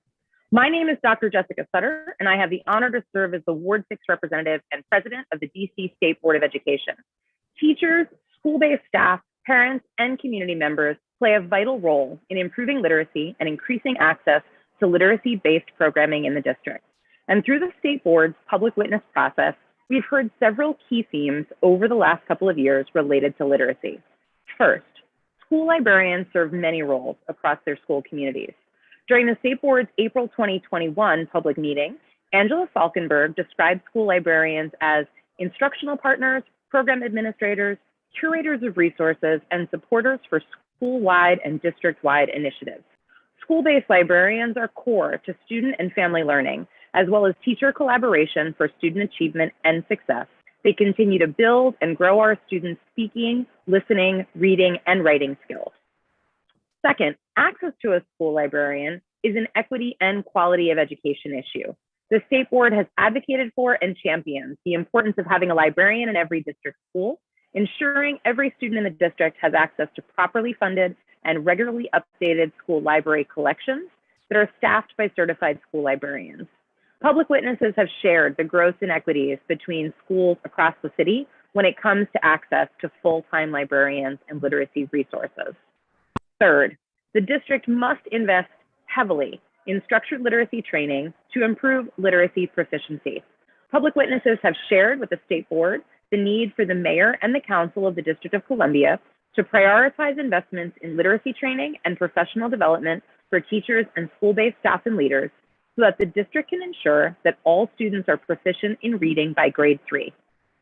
According to the National Assessment of Educational Progress, in 2019, only 30% of district students were proficient in reading by grade 4. So we have quite a ways to go. Further, through the State Board's own advocacy efforts and its Education Standards Committee, chaired by Ward 2 Representative Alistair Chang, We've identified literacy-related work as a priority issue for the board. The State Board's literacy-related work to date has included ensuring the science of reading is part of educator preparation providers standards. In mid-2021, the State Board worked with and pushed OSCE to include language that ensured approved DC educator preparation providers and subject area programs that prepare teachers with a primary responsibility for literacy instruction adequately address and train teacher candidates in the science of reading. We're starting the process to distill and translate the nearly 100-page OSCE Comprehensive Literacy Plan into an electronic and paper two-pager that highlights and makes the work of the Comprehensive Literacy Plan more accessible to families and community members. It's our hope that this multilingual resource document will be available before the start of the 2022-23 school year. We recently joined the National State Boards of Education Early Literacy Working Group. In May 2022, Ward 2 Representative Alistair Chang was selected to join a working group of state board peers to collaborate on a range of cross-state content and policy knowledge about early literacy for children across early childhood and elementary grades. This one-year commitment will help the state board better understand literacy opportunities across the United States and ways in which literacy-based policy and programming may be applicable in the district. We also did some fun things, like hosting outdoor and citywide reading events. We hosted our first ever outdoor citywide reading event in April 2021 during spring break during the COVID pandemic. We've had subsequent reading and literacy-based programming continued by members of the state board over the past year or two. We recognized Read Across America Day and honored Casey Boyd for her 20 years of experience as a library media specialist and her use of social media tools and services to engage children and teens towards fostering multiple literacies. I'm very proud that Casey is a Ward 6 schools librarian. We convened an expert panel of literacy experts, inviting 3 expert witnesses to our April 2021 public meeting to discuss state-based literacy programming. We also called for $72 million for identifying, planning, and successfully executing literacy programming and supports in the district, as well as training and hiring of teachers and school-based reading specialists. In March 2022, the state board transmitted our budget priorities letter to the mayor that noted the work of OSCE's 5-year comprehensive literacy plan, and that to move the work of that plan forward, funding for letters training for all K-5 teachers, reading specialists, literacy coaches, special educators, teachers of multilingual learners and administrators, as well as funding for the DC Reading Clinic programming was needed. In closing, the state board knows there is a need to promote and nurture literacy in our schools. The COVID-19 pandemic has only added to the learning loss our students faced while they were out of their classrooms and had limited access to in-person school library resources. As such, we continue to employ the mayor and council to invest in professional development and structured literacy training to ensure all educators in the district have the knowledge and skills they need to support student literacy development, and in funding literacy programs to help our students reach their full academic potential. We urge OSCE to swiftly convene a task force that includes representatives from DC public schools and public charter schools, the DME, and the state board to develop an action plan to provide structured literacy training to all DCPS and public charter school teachers serving K-5 students. I want to thank the council for this time, and I'm happy to answer any questions you may have, Chairman. Thank you. Thank you, Dr. Sutter. Next is Elizabeth Ross from OSCE. Good afternoon, Council, Chair, and members of the committee, as well as members of the public. My name is Elizabeth Ross. I am the Interim Assistant Superintendent of Teaching and Learning for the Office of the State Superintendent of Education. I'm pleased to join you today to discuss literacy in the District of Columbia. Although today marks my first time appearing before this committee, ensuring that all students have access to high-quality literacy instruction has been a driving motivation in my professional life for nearly 2 decades. I began my career as a 3rd grade teacher at Simon Elementary School in the District of Columbia Public Schools. Chief among my primary responsibilities in that role was teaching students to read and write. The work that I do each day at OSCE is informed by my experiences in the classroom and motivated by my core belief in the individual and collective potential unlocked by literacy. Literacy is the ability to speak, listen, read, and write in a way that allows individuals to effectively communicate and make sense of the world. It is foundational to building the skills young people need to grow into successful adults. Before detailing the many steps OSSE is taking to support student literacy in the district from pre-K through adulthood, it is important to center us at this moment in time. In spring 2020, a novel coronavirus hit DC and the nation. As a result, in-person learning was closed for the remainder of the school year and for the entirety of the following school year for most students, disrupting learning across the district. At the urging of this council and stakeholders, OSSE suspended statewide assessments for the 1920 and 2021 school years after approval from the U.S. Department of Education. In the absence of statewide standardized assessment data, OSSE worked with local educational agencies to better understand student achievement during the pandemic by collecting school-level assessment data. Data collected from non-uniform formative assessment instruments is not necessarily valid or reliable at the statewide level. However, it can provide useful information to practitioners that can be used to drive instruction. According to self-reported school data, only 42% of tested students met their goals in English language arts in the 2021 school year. In the 21-22 school year, OSSE, in partnership with education officials across the district, worked diligently to ensure that schools reopened for in-person learning and statewide standardized assessments resumed. In spring 2022, we successfully completed our statewide assessment process for the first time during the COVID-19 pandemic. The statewide data on student achievement gathered through this process will provide critical information to inform our future work, including our literacy efforts.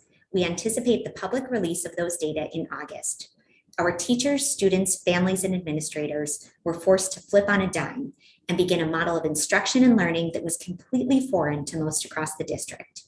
OSSE is both proud and grateful for the work that education and public health leaders across our jurisdiction did and continue to do to ensure that all students have consistent access to excellent educational opportunities. Nevertheless, it would be incomplete to discuss our work in literacy without simultaneously acknowledging the context in which our students and teachers have been operating as a result of the COVID-19 pandemic. In light of this context, I will now describe OSSE's work to support student literacy in the district. The District of Columbia holds a high bar for what our students must know and be able to do. The district adopted the Common Core state standards in 2010. These standards describe the grade level expectations for student knowledge and skills in English language arts and mathematics. Beginning in third grade, students are assessed on these academic standards using DCED's statewide standardized assessment. Prior to the pandemic, the district experienced steady increases in the rate of students deemed college and career ready in English language arts. Educators, families, and policymakers across the district should be rightfully proud of the significant increases in student learning in DC schools over the past 15 years. However, being proud of the work accomplished to date does not mean that we are satisfied. Quite the contrary, we have been clear with the public about our student and school outcomes and will continue to shine a spotlight on areas where there is need for improvement. In particular, we remain concerned that too many students are not meeting expectations, particularly students from historically marginalized groups. Collectively, we must continue to challenge our practices and policies to address these disparities in achievement. That's why conversations focused on instructional quality, such as this one, are so critical. I'm very pleased the Council is using its time on this topic today. As you know, OSSE has a unique role as the state educational agency. Although OSSE's role is not to provide direct instruction, OSSE is responsible for supporting our heroic educators in the field who are engaged in the difficult and rewarding work of teaching our students. OSSE is also responsible for establishing the enabling conditions for improving student learning. And perhaps no subject area is as essential to enriching student learning and lives as literacy. We support literacy development in many ways, including by establishing approval criteria for DC teacher preparation programs, ensuring that all DC children have access to high-quality early childhood programs, and providing professional development opportunities to educators across the district. As a result of OSSE's unique role, we have an opportunity to not only intervene to ensure that current educators have the knowledge and tools necessary to positively influence student learning, but also to establish the requirements for training DC's future teachers. In June 2022, OSSI issued final regulations that govern approval for DC's teacher preparation programs. These regulations include an explicit requirement that all programs preparing literacy teachers provide future teachers with coursework and clinical and field experiences in all 5 components of scientifically based reading instruction. OSSI appreciated engaging with stakeholders in establishing these requirements, particularly our State Board of Education. Currently, OSSI is providing guidance and support to educator preparation providers and programs regarding these regulations, and we will begin approving teacher preparation programs under them in fall 2022. It is also important to make sure that our existing educators have the necessary knowledge and skills to deliver high-quality literacy instruction and have opportunities to improve their practice. Accordingly, OSSI has undertaken a significant body of work to support and strengthen literacy instructional practice with our current early childhood education providers and our current teachers. We know that quality pre-K instruction matters for student learning and development. OSSI's Division of Early Learning provides e-learning courses for our early childhood education workforce entirely free of charge. These courses cover topics including phonological awareness and language development. Other courses include effective storytelling to broaden and deepen children's learning, as well as courses that support early childhood educators in identifying signs of delay to target specific needs as early as possible. OSSI also administers early literacy grants that support efforts in schools to improve reading for students before they reach 3rd grade. In FY23, OSSI will award $2.1 million in continuation grants to the Literacy Lab, Reading Partners, and American University. Individually and collectively, these partners are committed to producing improvement in reading skills and proficiency, improving student academic behaviors in the classroom, and providing literacy interventions to local educational agencies through targeted small group and one-on-one intervention efforts. To support our K-12 educators, OSSI has leveraged our recovery funding to create self-paced modules for teachers on the science of reading. These modules are on track to launch during the 22-23 school year and are specifically focused on supporting teachers and strengthening foundational literacy skills. The science of reading is a body of decades-long research that provides a basis for understanding the cognitive processes that are essential for reading proficiency. One of the key elements in successful reading instruction is the critical role that phonics instruction plays in learning to read. The scientific consensus is that teaching phonics systematically, explicitly, and cumulatively is central to successful reading instruction.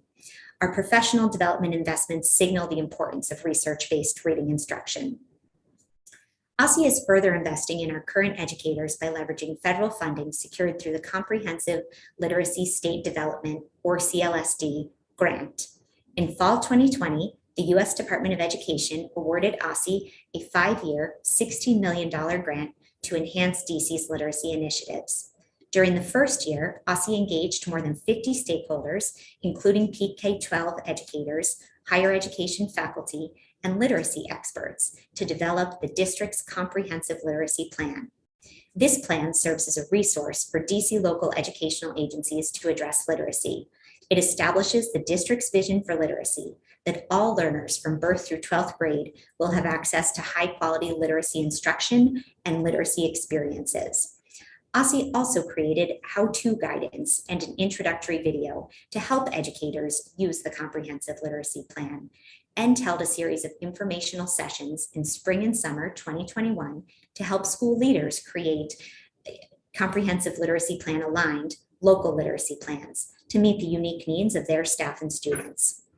Under this Comprehensive Literacy State Development Grant, OSSI is providing direct funding to strengthen the development of early language and literacy skills, increase the number of students reading on grade level in grades 3 through high school, and improve literacy outcomes for historically disadvantaged student groups by providing resources and support to local educators and administrators.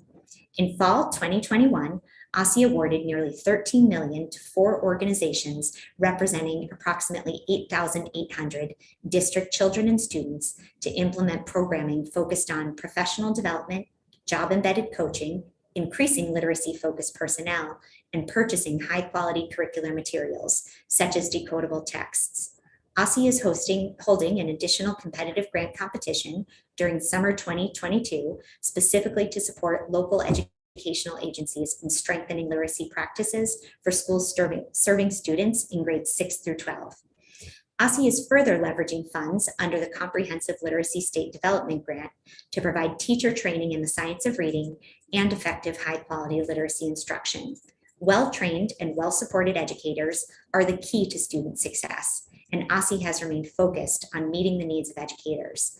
OSSI is currently providing language essentials for teachers of reading and spelling, or LETTERS, training to 70 educators across the district, and additional cohorts are planned for next school year. OSSI's work underscores our commitment to ensuring that all DC students have regular access to high-quality literacy instruction and resources. However, we also recognize that certain students require additional intervention and support.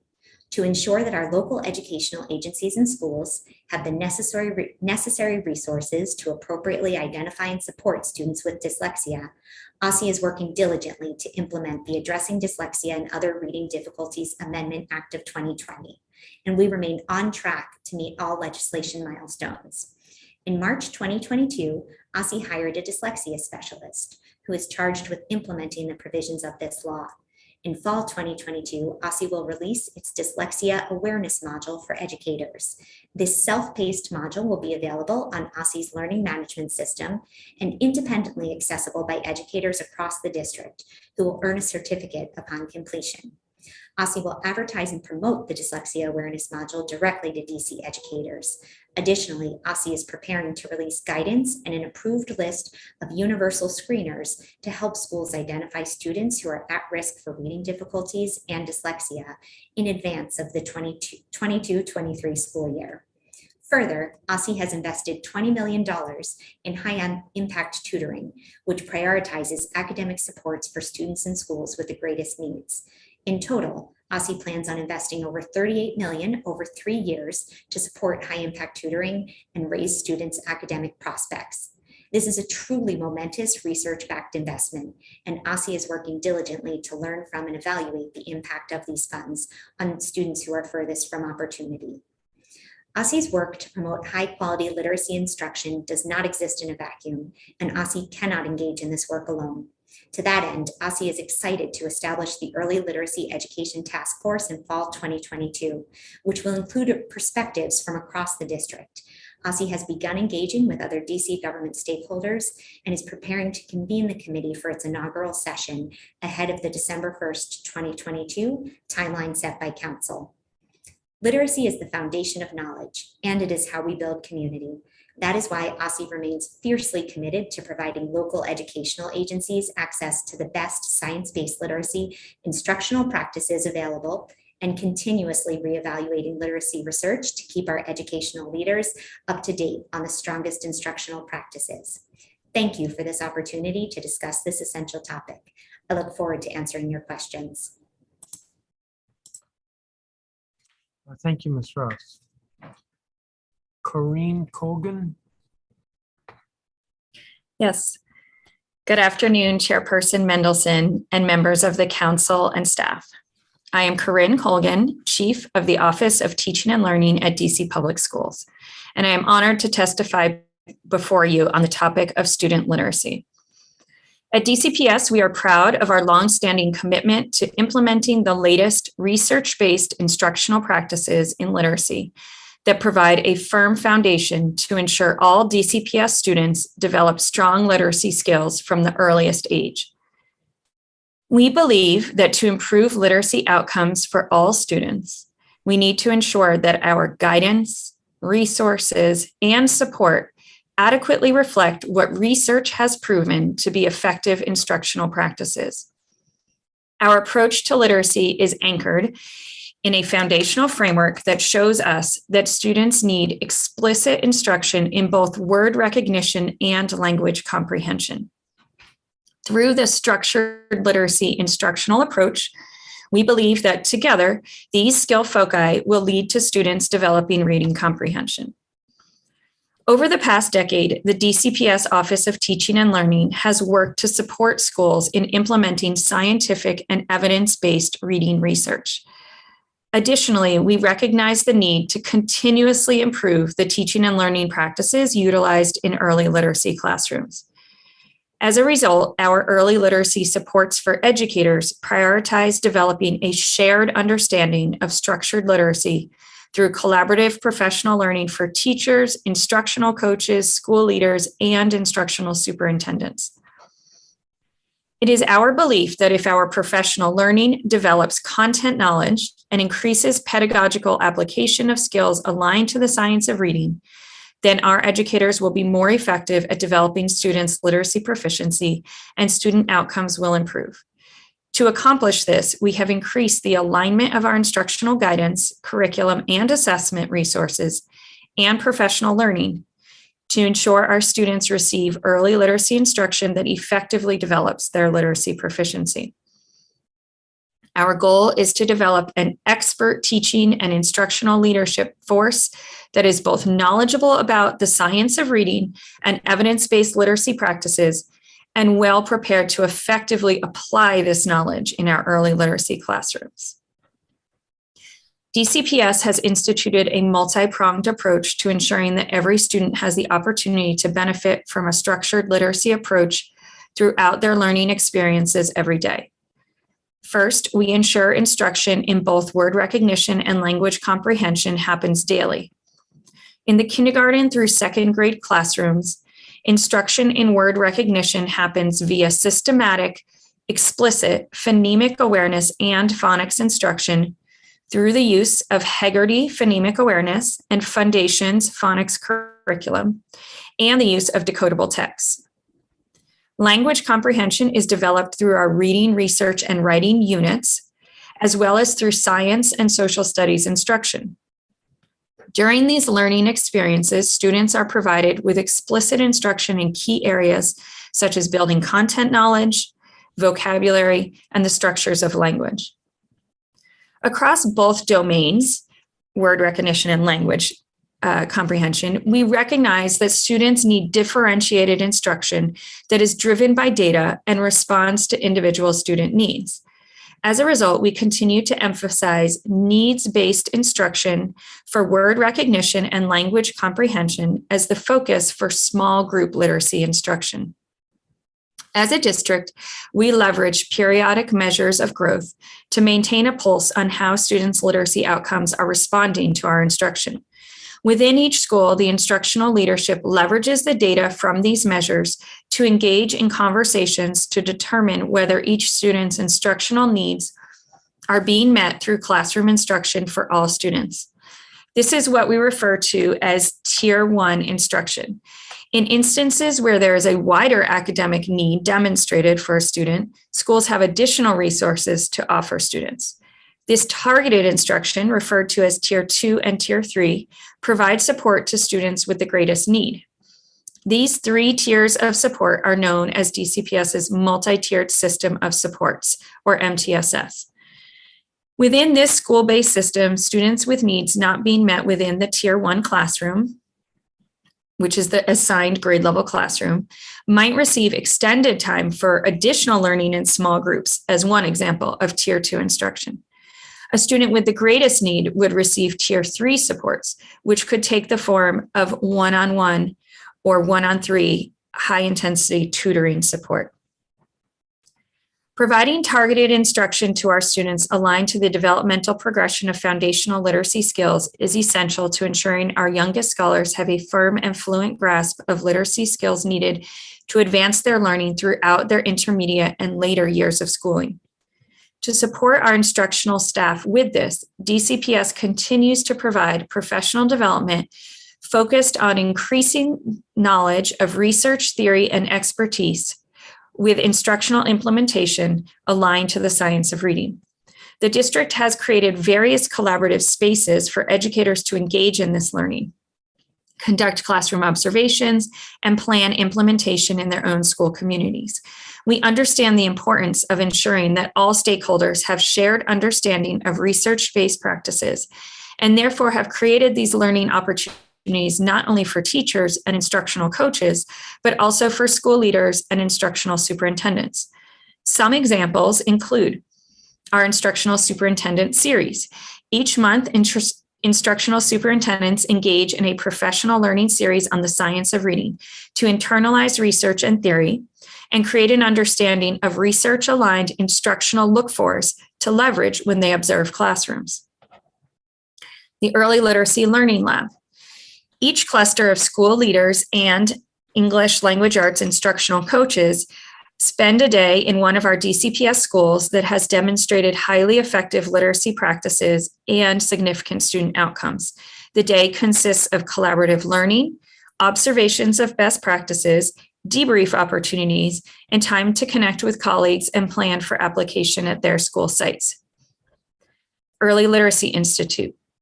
This summer, we will host our first DCPS Early Literacy Institute for instructional superintendents, school leaders, and instructional coaches in an effort to provide deeper professional learning on research aligned to the science of reading, including video demonstrations, guest speaker, including national experts Dr. Julia Lindsay and Dr. Louisa Moats, and time for reflection and planning forward. This opportunity will allow school teams to make immediate connections from theory to practice as they consider the enabling conditions required to bring the science of reading alive in their school buildings. Cluster-specific early literacy development and coaching. Each cluster has been assigned literacy expert partnerships to conduct ongoing professional development and coaching support during school year 22-23. These partnerships include American University, the DC Reading Clinic in-school coaches, and literacy architects. Additionally, the DCPS Office of Teaching and Learning will continue to provide school support to each cluster of schools through our elementary ELA and social studies managers via the cluster support model. This support will be provided to school leaders, instructional coaches, and teachers. District-wide professional development supports. We will continue to provide professional development based in research and pedagogy aligned to the science of reading during each district-wide professional development day and LEAP Leader PD Day. Additionally, our team has developed LEAP seminars to be facilitated by coaches and delivered to teachers in schools related to the science of reading, brain-based learning, and planning and facilitating needs-based small group literacy instruction. We also have a host of micro-credential literacy series available to our staff on demand. Structured literacy professional development. DCPS will implement the FY23 budget amendment by offering structured literacy PD to all eligible DCPS educators next year. In addition to the literacy training that we provide to all of our educators through the district-wide professional development and school support, we are excited to extend the offer to our elementary English language arts instructional coaches an opportunity to engage in LETRS professional development. This opportunity provides educators and administrators with the deep knowledge to be literacy and language experts in the science of reading. To date, we are proud to have had 89 DCPS educators that have already been trained in LETRS. And the DC Reading Clinic. The DC Reading Clinic initiative supports structured literacy professional development and intervention. This year, participating teachers commit to 4 to 6 clinical hours a week. 2 of the hours are spent one-on-one with a current DCPS student struggling to decode. 90 minutes per week are spent in a graduate level course, which teachers engage in collaboratively with colleagues from the clinic. Up to 2 more hours are spent on lesson planning and collaborating with their mentor.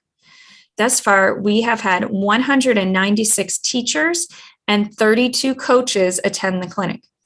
Additionally, DC Reading Clinic has in-schools coaches that work directly with teachers in their buildings to support them with analyzing student data and planning responsive needs-based instruction. We recognize that there have been decreases in performance outcomes due to the pandemic, but at DCPS, we nonetheless have seen tremendous growth over the course of school year 21-22.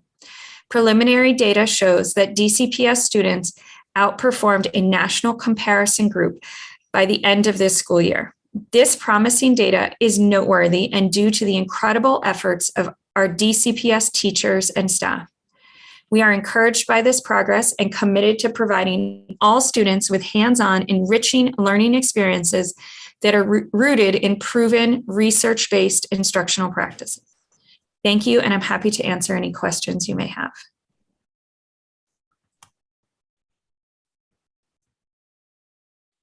Thank you. Give me just a second.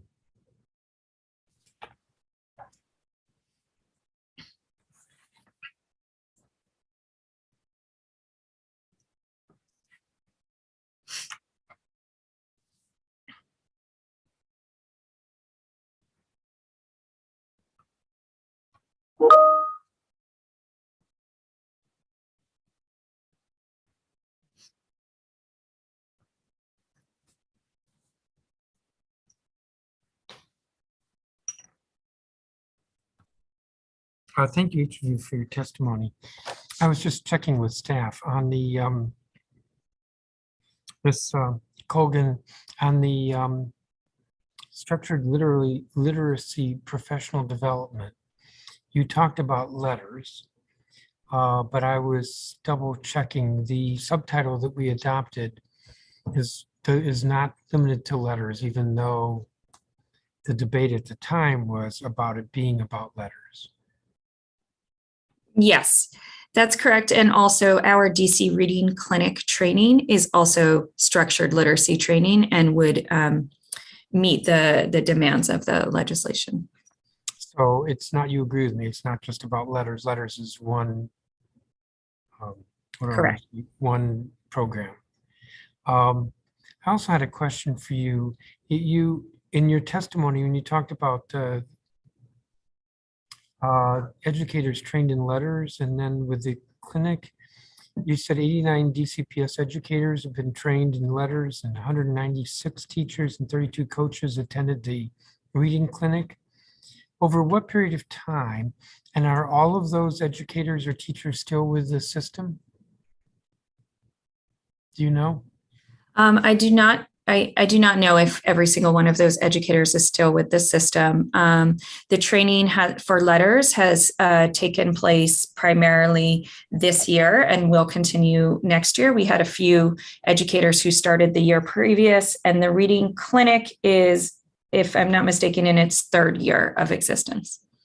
And we expanded the reading clinic during the pandemic, and we're able to include more teachers getting additional training within their school buildings from the staff of the reading clinic. I ask because I think the programs are good, but we want to scale them up. You agree? Yes, absolutely. And we are confident that almost all of our DC Reading Clinic trained educators are still with DCPS. You stay in touch with them, and they support us in many ways of our literacy efforts. And we have been scaling ever since it opened. Each year, the Reading Clinic has expanded its reach. It's, as you heard from some of the witnesses, it's incredibly effective and incredibly popular with our educators. And so it is definitely a model that we are expanding. We just want to be conscious of quality. We don't want to expand so quickly that we reduce any level of quality, because it's an incredibly high quality professional learning experience right now.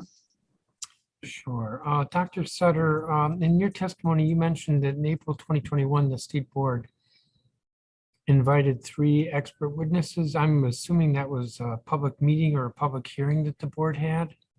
It was at our April public meeting. We had 3 witnesses from states come talk to us about the ways in which their states have launched comprehensive literacy work, so that we can continue to learn from how other states have done this kind of work.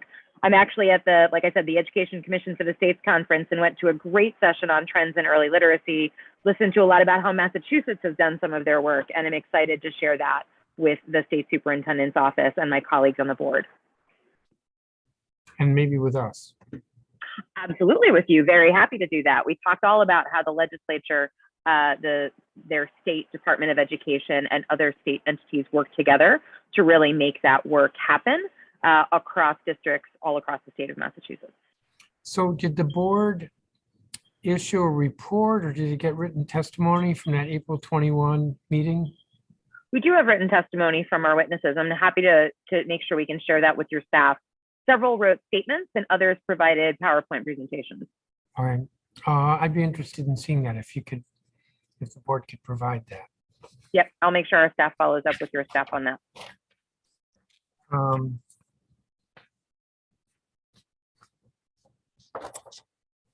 I have some questions that I want to go through, but one question I have for each of you is whether you've selected your representative to the Early Literacy Education Task Force. Dr. Sutter? So I had the chance just this morning to speak with Dr. Grant about this. To my understanding, there have not been discussions yet as to how the task force is going to be shaped and when it's going to begin. So we are waiting eagerly that information so that we can pick the right folks to represent us on the task force. We are very excited to hear from OSSI as soon as they have information to provide us. I'm a little confused. But let me turn to OSSI and then I'll come back to you. Please. The legislation that we adopted earlier this year requires OSSI to convene a task force of district government agency representatives. Actually, my question here is whether OSSI would take the lead in writing the report. The law requires that OSSI will convene the task force.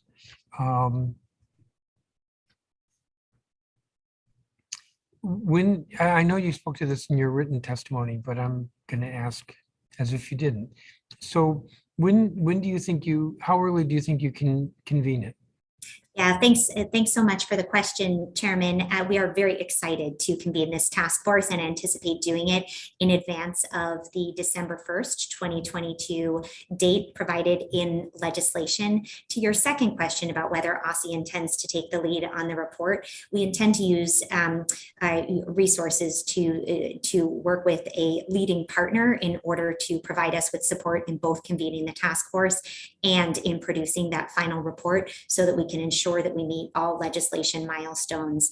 As I shared in my testimony, we have begun having conversations with the other named DC agencies that will be part of the task force in order to determine which individuals will be representing those agencies. And Dr. Sutter, look forward to talking to you soon about who will be providing representation from the state board. So I'm a little confused. When do you think you'll convene it? In fall 2022 will be our first meeting, and then we will convene regularly thereafter, consistent with the legislation. I'm a little bit of a stickler for date. So fall of 2022 could be any time between September 20th and December 20th. It will certainly be, yes, thank you, Chairman. How about like October? It will certainly be in advance of December 20th. And we are, as I shared, we are in process of working to secure a vendor who we would like to support us in both convening this task force and in producing the report. There are a number of high quality vendors in this space, but we want someone who has deep expertise in the science of reading and who is going to be well positioned to provide OSSI and the task force with the support it needs to come up with a high quality report. So if so hiring a vendor means like, let's say this will be a competitive solicitation? Correct. And so I'm guessing that the task force won't meet until you've hired that vendor. Correct. Okay. So am I trying to get a date out of you like October, November?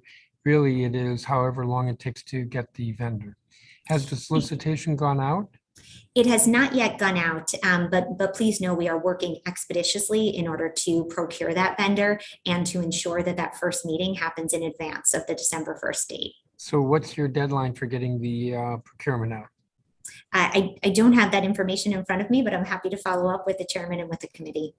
All right, if you would, because I'm guessing that if you put out an RFP, if you have a deadline to put out the RFP, let's say by August 1st, that means that you will get the bids probably by September 1st, which means you might be able to select somebody by October 1st. So that date's of interest to me.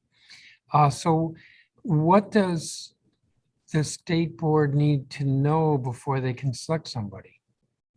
It's a great question, Chairman Mendelson. So typically the way the state board delegates members to outside task forces, et cetera, leadership nominates, and then the board votes to approve.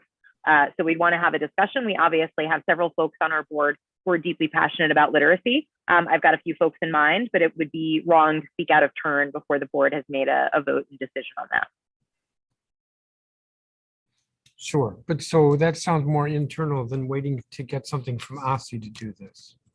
That's right. I think if we know who else is joining the task force, if we know a little bit more about the task force's charge, we can appropriately appoint the right person from within the board. So for instance, if this is a focus more on dyslexia, that might be something, that tilts in that direction in terms of some of the charges there. We've got folks on the board who care passionately about that. If it focuses more holistically on literacy, we've certainly got an expert or two on that. But I would tell you, Chairman, we have a public meeting next week, and we have a lot of business before us with OSSI. We have a working session in August, but we do not have a public meeting. So I suspect that we would decide on this person as part of our September agenda before the board. Okay, fair enough. But the statute, which is section 4114 of the Budget Support Act, lays out the task force shall submit an early literacy education report to the mayor and council by September 30th, 2023. The report shall identify implementable steps to accomplish the following in 4 years. And then there's an A through F. The report shall further identify one literacy training program vendor to provide training to all trainees. Recommend whether it's advisable to provide pre-kindergarten educators, and the task force shall meet every 6 weeks. So if OSSI contacts you and says, hey, we're doing a early literacy task force that's going to focus solely on dyslexia, they would not be complying with the law. Of course not. And what I would really like is for the state board to look at the legislative language and then what you think is important. So you may think dyslexia is the most important thing, and then you have somebody who cares a lot about dyslexia. But so what I'm getting at is that you being the state board may have its own emphasis, but waiting to hear from OSSI regarding what its emphasis is. If it's anything different than what's in the statute, that would be a problem. I concur, Chairman Mendelson. I think my hope always with statute is that we view statute as the floor, not the ceiling. Yeah. So the task force absolutely must honor all the elements of the statute. I would be delighted if OSSI were to use the opportunity to convene so many government actors together to say, we will meet the elements of the statute, and we'd like to add in the following XYZ elements for discussion to really think comprehensively about literacy here in the District of Columbia. So I simply want to make sure that I don't get ahead of my colleagues at the State Department of Education as we think about what may be needed in the appropriate delegate from the state board. But I assure you, the state board is eager to get this task force going with OSSI to make sure that we have the right person and we can act expeditiously to name that person to the task force. Thank you, Ms. Colgan. I don't want to leave you out. So when will DCPS have its representative? We have made an initial determination of who our representative would be. Of course, in conversation with OSSI, if we needed to make any additions or changes, we would. But we are very lucky to have a wonderful director of early literacy strategy, and that is the role that we would like to represent us on the task force. Because her role is keenly focused on our strategy for improving early literacy. Thank you. Let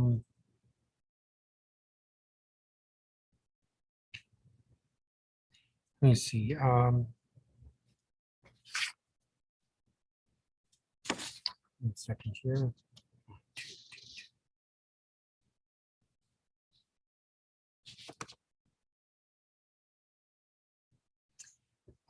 For Dr. Sutter,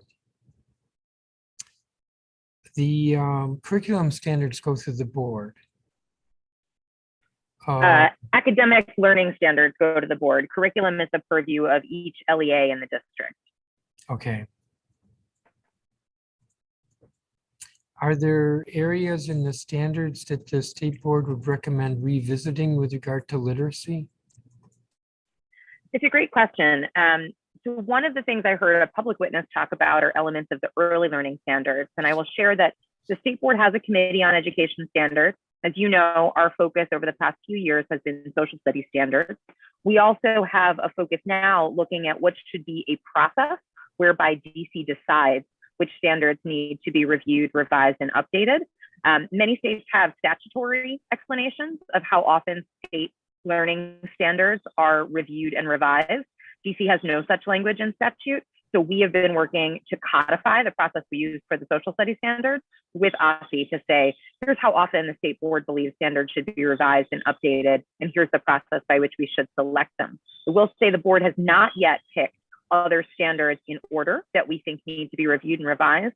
One of our student representatives, Lee Bernstad, is a member of the Education Standards Committee and has been taking a lead on looking through that and getting student input on what education standards they think need opportunities for review and revision. So I'd like to take back what I heard today from public witnesses about the early learning standards, share that with our Ed Standards Committee, and then further get back to you. But no, the board has not made a decision on any learning standards that we think are next in line to be updated. We're very eager to get social studies standards across the line. And until that work is done, I think we'll stay in a posture of future planning rather than decisiveness. You covered a lot more than I asked, which is fine. I know, but I like to share information. Well, should we have a statute that requires frequency in revisiting standards? It's a great question. So I think we should first have a process and try it out on another set of standards and see how it works. And if that works, codification might make sense. But that's one of the things we've asked our Education Standards Committee to look at, to say, right now our statutory language just says standards should be updated regularly. We created a process for the social studies standards that seems to be working. We'd like to try it out again and see whether it could be replicated on another set of standards. And then I think we could come back to you with a discussion over whether that needs to be codified in statute. Now, what makes me a little apprehensive there is that how long have the social studies standards been in the works? This is a great question. So we began discussions with OSSE on this work in 2019. We actually launched the state board advisory committee in June 2020, an ideal time to start an advisory committee in the middle of a global pandemic. But we did our work in about 6 months. OSSE then had the guiding principles in hand as of end of January 2021 and has been working since February 2021 to convene its technical writing committee to get the standards ready for public comment. I defer to OSSE on further discussion about where they are in that process, but I would say that the boots on the ground work started with the state board in 2020, and we're now mid-2022. Yeah, most states, just for the record, Chairman Mendelson, most states take approximately 18 to 24 months to update standards. So if your answer to my previous question, which was, should we codify how often the standards are updated? You said, let's go through another round of standards. So that could be 3 years from now before I have an answer to that question. So here's the thing. I think there's two questions you're asking. One is, should we codify a process for how often they should be updated? Correct. The second is, in those state statutes where they codify how often they should be updated, they also codify the process by which they're updated. What I would hate to do is say to council, let's codify how often they're updated, but don't talk about a process yet, because I don't think we've got a clear process that is perfected. Does that make sense? I think you could legislate it, but I think it would, there's an opportunity to refine a process before it gets codified in legislation that is working right now. And I think we should see that through. Well, let me bring it back to literacy. So with regard to literacy, I think what I heard you say, Dr. Sutter, is that you want to go back to the board and talk about early childhood education and looking at the standards there. That's what I heard from the public today. So yes, I want to make sure that the Ed Standards Committee takes a look at that.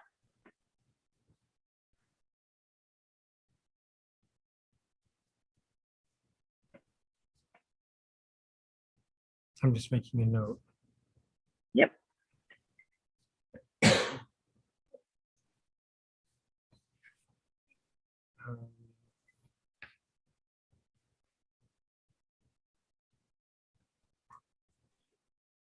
You may have touched on this, Dr. Sutter, but the state board has heard from several different states on the pursuit of new literacy strategies. What can you tell us about those strategies and how applicable those might be to students and teachers in the district? Yeah, so when we heard from other states, a couple things we heard. We heard about states that legislated requirements about early literacy and literacy instructional approaches. One of the things we learned from those states is that the relationship between the state and districts is a little bit different than what we have here in DC. But we learned about what worked in terms of the kind of support the state had to provide districts in terms of training for educators, in terms of access to instructional materials, access to curriculum, funding for grants to purchase aligned curriculum and materials. And all that I think was very informative to DC. Another thing we learned about is the time frame it took to ramp up training on the science of reading to its instructional core. So when you are talking about thousands of educators who may or may not have been prepared with the science of reading as part of their teacher preparation program, how do you assess where teachers are, who has had the training, who has not, and deploy it? To Ms. Colgan's point, there are aligned pieces of literacy training, and then there's deep training in the science of reading. And it's important that we assess what teachers need and figure out what time it might take, how to rotate through teachers and make sure all those folks get trained, and provide the resources for that. So that's another thing we heard from the states that we spoke with. I think the last thing is sort of what levers can states pull in order to make this work. So there's the option to mandate things. And in general, there are some states that did that. I heard loud and clear from Massachusetts yesterday. Dr. Heather Pesky was on a panel and talked about this work from Massachusetts. She noted that mandating did not seem to be the lever that had the most opportunity, but rather creating incentives, providing resources, and then providing choices to districts to say to them, either you pick the things that we are offering to you as a proven model, or you're coming to us with something else that you think is also valid and reliable. And we'll go ahead and take a look at that and approve it or not. So I think thinking through the levers we pull as a district to say, what is going to get our children reading? What is going to get our educators the training they need to make that happen? What is it going to cost, and what are our available resources for it? And what's the time frame we're looking at here? Those to me are the key questions that we heard a little bit of information about from the states we spoke with. And I think they're the key questions before the district as we decide how to approach this.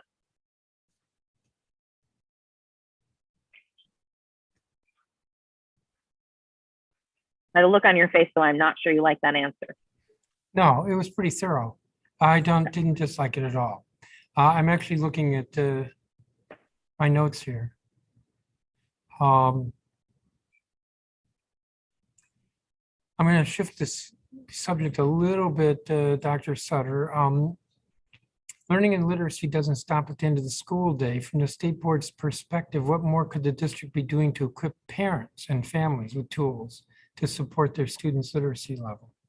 I love that question. So one of the things I think is really important is helping parents understand this research around the science of reading. So if parents have not themselves been made aware of the importance of phonemic awareness, phonics, helping students understand that letters make sounds and sounds together form words, and words on the page are what we learn to read, we're going to have a harder time, I think, helping parents understand shifts they may see in their children's classrooms. So I think one thing we can do is start to think about, how do we communicate this information to families and guardians in a family-facing way? There's a lot of popular media out there, right? There's been a bunch of podcasts. There have been a bunch of audio reports about the science of reading and the importance. So I think thinking how we help provide that to families at scale, and how we help translate this information into ways that are helpful to families. I think too, thinking about all the government agencies that could be part of this work. So we've talked a lot about the importance of school librarians, but DC Public Library is such a valuable resource in our city, and one I know a lot of our families and guardians use in conjunction with their children. So how do we think about also including DC Public Libraries as part of the family communication of this work? Are there ways to work that into the family and children's programming at the DC Public Library to make sure that it's communicated not just through our schools and education system, but also through the way families interact with libraries? I think I would add to that too, child development centers. As we're thinking about this early literacy, how are we thinking and knowing OSSI's work with child development and early childhood care facilities? How do we think about making sure they are also looped into this so that as we talk to families about making the shift from childcare into school age programming, how is this also part of the conversation we're having, talking to families about what reading readiness looks like at home and what they can be doing with their family, their children at home. Some years ago, when I was working in the Mayor Gray administration, we talked about sing, talk, and read with families as part of that effort to be talking with families about the kind of work they could do at home that involves just singing to your children, talking to your children, reading to your children, and conveying the same kind of things that we know are true about learning to read as part of daily activities caregivers do with children. So I think all of those are possibilities. How do we loop in all the government agencies? How do we translate the science of reading into family-friendly materials? And then how do we also make sure that it feels natural? It's just part of what you do with your children as you're caring for them as they grow to help them be reading ready and help them be prepared for this work they'll do in school. You know, I like the answer. And what went to my mind was this. This is something that the task force could also look at. I think the way Indeed, the it is. law is written, the task force seems to be focused on schools. And I think your answer highlights how the strategy could also, or should also look at home. So hopefully OSSI will remember that, if the task force could look at that. One of you, and I think it was Ms. Colgan, in your testimony, distinguished between training new teachers and training existing teachers. Am I correct that that was in your testimony, Ms. Colgan? I'm not sure that was specifically in my testimony, the distinction between new and returning teachers, although we do differentiate that training to some extent. But we also talked about training teachers versus training coaches and other instructional leaders because they need something slightly different. An instructional leader who is doing observation needs to know what to look for to see if their teachers are applying the research, whereas a teacher needs to know how to take the research and actually implement the practices that are aligned with it. So I'm sorry, I'm not sure if that's what you were referring to or something else. Well, let me ask, Ms. Ross, was that in your testimony? Chairman, you may be referring to the work that we did, and both Dr. Sutter mentioned it in her testimony because the state board played an integral role in it, and I mentioned it in my testimony, to require future teachers trained in DC to be explicitly trained in the science of reading. And as part of the work that we have done over the past couple of years to publish final regulations governing OSSI's approval of teacher preparation programs, we are requiring future teachers trained in DC to be trained in the science of reading as part of their DC teacher preparation program. And then I also discussed the work that we are doing to intervene and support our current teachers, because of course we know that if we are focused only on our future teachers, we won't be supporting teachers of our kids in classrooms every day who also may benefit from this knowledge and information. Okay, so I think it was in your testimony where I got that impression. So what are we doing to get to all the teachers that we currently have? And by that, the emphasis is on the word all. Thanks so much for this question, Chairman. It's a really, really important one. First, we are excited to be on track to implement the dyslexia legislation and appreciate the additional support. As you know, we've been able to hire an additional dyslexia specialist in order to implement that legislation.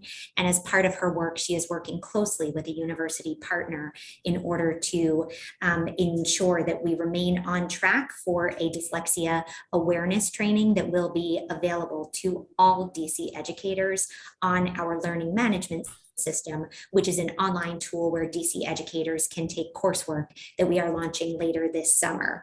And simultaneously and consistent with that legislation, we are working to implement to support our LEAs in implementing universal screening practices. We are providing a list of approved universal screeners, but also supporting LEAs in selecting strong screening tools so that they can meet their school and student needs. Additionally, we are providing a significant support in science of reading training in a number of different ways, as I mentioned in my testimony and has been referenced a couple of times. OSSI is directly providing letters training currently to 70 DC educators.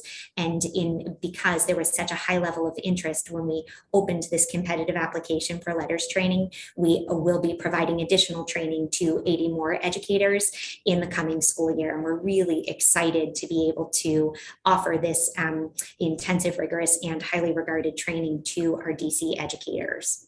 Does that mean 150? You said 70 this year, 80 next year? That is correct. Our educators are participating in the training given its intensivity, and that they are also doing it while maintaining, in many cases, their full-time classroom teaching roles. They're doing it over the course of 2 years. So there are 70 that are currently enrolled, and we anticipate opening 80 additional slots next year to enroll individuals who will be participating over the next 2 years. But yes, 150 total. And that's cross-sector. That is cross-sector. It's to any DC educator. I feel like it's just a tiny fraction of the number of educators who need to get the training. When we opened our initial application, Chairman, we received approximately 140 applications. And so we are confident that with the work that DCPS is also doing to provide training in the science of reading, that we are meeting the demonstrated demand with the number of seats that we are making available. We are funding this training. It's free of cost to educators, and we're funding it through our Comprehensive Literacy State Development Grant. We're using our 5% state set aside in order to offer this training. And so we are working to protect as much of that 5% as possible in order to ensure that we're able to maximize the number of educators who have access to this great training. All right, so I'm easily confused today. I think that's because recess starts tomorrow. 140 applicants, 70 got trained or are getting trained. Correct. So that means 70 didn't. But were you saying that DCPS is picking up the slack? DCPS is also through DC's Reading Clinic, for example, and this is a conversation that you and Ms. Colgan were having earlier today. DC Reading Clinic also provides science of reading training directly to DCPS teachers, and so we anticipate that for our future cohort of 80 educators, given the work that DCPS is doing, the majority of those educators will be coming to us from the charter sector, but it will be open to all educators. So let me ask Ms. Colgan, what is DCPS doing to push this out, meaning get this training to all educators?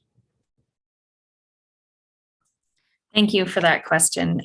This is a priority for us. We really, as I mentioned in my testimony, we really believe that in order to improve literacy outcomes across the board, we need to have the most expert teaching force possible. And we have done a lot in this area and will continue to do more. So as I mentioned, again, in my testimony, there are many different ways that we are training educators in the science of reading. And as Representative Sutter said, different teachers have different needs. So some of our most intensive training is the DC Reading Clinic.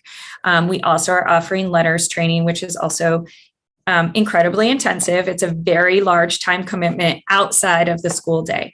But since not every teacher can commit to do that, we also ensure that teachers are getting science of reading training within the course of their regular work. And so that is happening in a number of ways. Most significantly, they work with their instructional coaches, who we call LEAP leaders, who provide on-the-ground job embedded PD. We have been working with our LEAP leaders to strengthen their understanding of the science of reading. We have built seminars, which are training tools that they can use and turnkey with their teachers in their buildings. In addition to that, we have partnerships with the DC Reading Clinic to provide in-schools coaching. So not the full DC Reading Clinic program and practicum, but in-schools coaching to go and visit teachers in their school during the course of the day, observe them in their teaching, help them do the data analysis of the literacy data on their students, and plan for future instruction.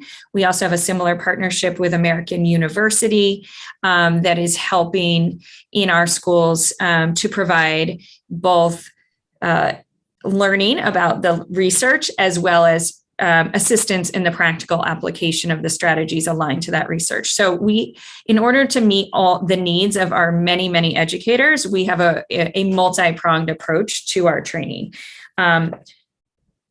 One other thing that I should add is, of course, we have district-wide PD days. And so that's sort of like the base level. Everybody gets access to science of, or all elementary educators working on reading get access to science of reading training in the pre-service days and in our district-wide professional development days that are interspersed throughout the year. If I remember correctly, the way we structured the dyslexia bill, it's now law, is that we required training in the teaching of reading for a small number of educators and broader training that was much less intense to, I believe, all educators in elementary schools to recognize reading difficulties. Mm-hmm. So how is that going? Yes, so I did not realize you were speaking specifically to the dyslexia legislation. We also have made many strides in that area. We, ahead of the requirement, created a training called Dyslexia 101 that was accessible to all of our educators. So we have already rolled that out. We have had over 600 educators take that training already. But we understand that OSSI has also done a lot of work in this area, and we'll partner with them going forward to make sure between our resources and what OSSI has developed, that every educator will have that lighter touch training to understand dyslexia and reading difficulty. So that's 600 over the space of a year, or 600 over 2 years? That happened during 1 year, and that is because this is the Dyslexia 101 training that we've provided is an asynchronous training, which means teachers take that training online. They have a check for understanding that they complete, and we can record who has completed it, so they can complete it, on demand within their own time constraints. Okay, but still, that would be last year or the year before? I think that was primarily last year, or the year that we were in remote learning. And wouldn't it need a year in remote learning would mean, help me here, 2021, wouldn't it? Last year was 21-22. So you think it was 2021? Correct. And that was in advance of when it was required in the legislation, but we just wanted to, this was an area of interest for us as well. So we were just kind of getting a head start there and getting ahead. But wouldn't that need to be renewed? Yes, this training, it continues to be available. So it is not going away. I don't have current numbers of how many teachers have taken it this year. But as I said, we will either use this training or partner with OSSI and leverage the new resources that they have developed in response to the dyslexia legislation going forward. Okay. Again, we're talking about, I think you used the phrase lighter touch, but it's so that educators can recognize it, including educators who aren't actually teaching reading, that they can recognize it and then bring that to the attention of the appropriate person at the school. We've been talking about dyslexia, but I have the law in front of me. I'm looking at the long title, reading difficulties, including dyslexia and other reading disabilities such as dysgraphia, dyscalculia. I think those are the only two that are specified, but it's meant to be broader than just dyslexia. You agree? Give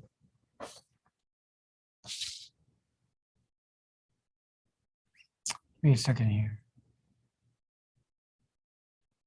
Ms. Colgan, are you working with any agency besides OSSE with regard to determining best training and offerings? Well, we have had conversations with State Board of Ed, particularly Representative Chang. We know literacy is a huge interest area for him. And so we have had numerous conversations with him, particularly I know our reading clinic director has worked closely with him. And then, of course, we do work closely with OSSE. And then, as I mentioned, we work very closely with a lot of community partners. So whether that's a university partner such as American University or some of the organizations in DC that are focused on literacy. Give me just a second here.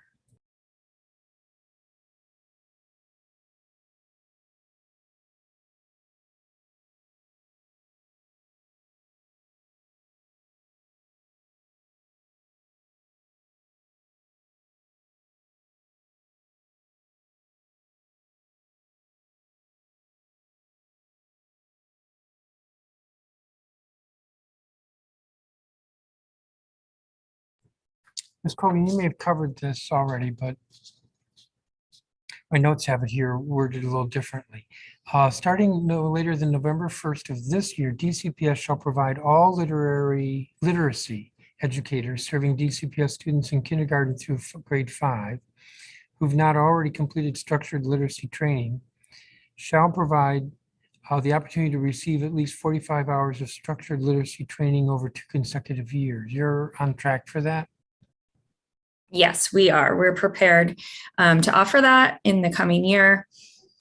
And as I said, letters is one opportunity. The DC Reading Clinic is another opportunity. And we are looking into a potential third option as well, just knowing that we want to make it as accessible and available to our educators as possible.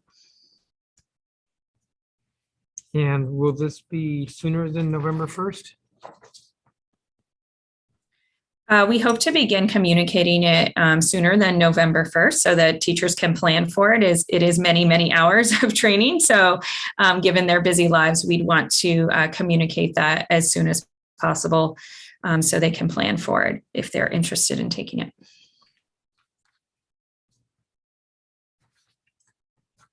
Where is DCPS right now with regard to librarians? Well, we are very proud to have a funded full-time librarian in every single one of our schools. I know we heard a lot of wonderful testimony this morning from some of our librarians, and they have done an amazing job this year and really throughout the pandemic in keeping our students reading and connecting with their love of reading. So we have been leveraging our librarians in many ways to help support literacy efforts throughout the district. And if you like, I can tell you a little bit about some of the specific work that they do to support reading in our schools. Sure. Great. Well, I'm always happy to talk about librarians. So for one, they proactively engage individual students to help them make personal connections to books in the library. So sometimes when we have students who are a little more reluctant readers, the librarians are sometimes very successful in taking on those students in sort of like a caseload manner and trying to help foster and build their confidence and their love of reading. They also take on a leadership role within their school communities in creating a culture of reading. So really supporting and promoting and encouraging reading throughout the school community.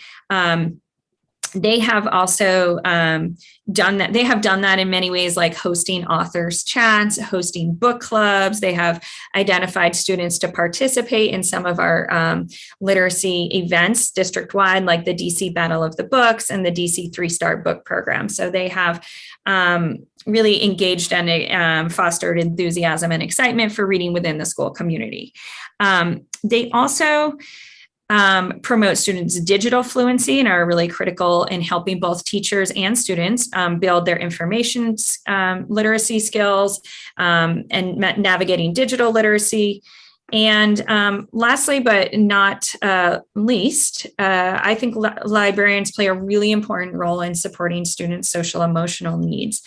Sometimes, especially when a student is struggling with a particular issue in their life, the librarian can connect them with characters in a text that may have gone through something similar. And sometimes students, I heard a wonderful presentation by students talking about how certain books had saved their lives because they were able to get through a very difficult time or experience due to having that mirror experience, which I think one of our librarians talked about earlier today, where they were able to kind of understand and cope and grapple through that difficult time through a book that they were reading. So those are just a few examples of the many ways that our librarians support literacy and our students in our school community. And as was referenced several times today, we had over 1 million texts in circulation this year through our DC Public Schools libraries, and that was an incredible achievement.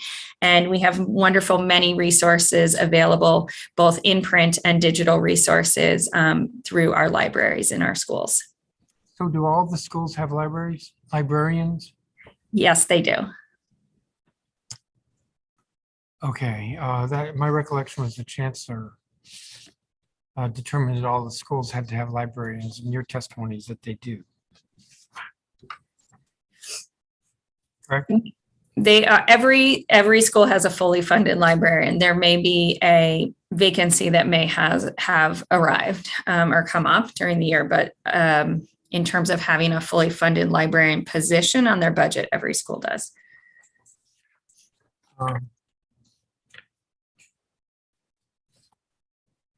There was also testimony. I think I'm going to direct this to Ms. Colgan, but if Ms. Ross or Dr. Sutter want to weigh in. There was testimony from several witnesses that to close the literacy gap, invest in smaller class sizes, invest in co-teaching models, ensure that there's a full-time licensed librarian and media specialist in every school. Do you want to comment on that? Ms. Colgan? Sure. Yes. Thank you. Well, as it was mentioned, we are on board with the librarians. We have all of that in place. And in terms of co-teaching and smaller class sizes, I think what I would say is that one of the key aspects of our literacy strategy is that all students have the opportunity to experience some instruction in small groups with their teachers. And so we have given teachers a lot of guidance as well as resources to support making that a reality in the classroom. So while they're working with a small group of students, other students may be reading their choice reading books in independent reading stations or working on computers, leveraging some of the many blended learning literacy programs that we have.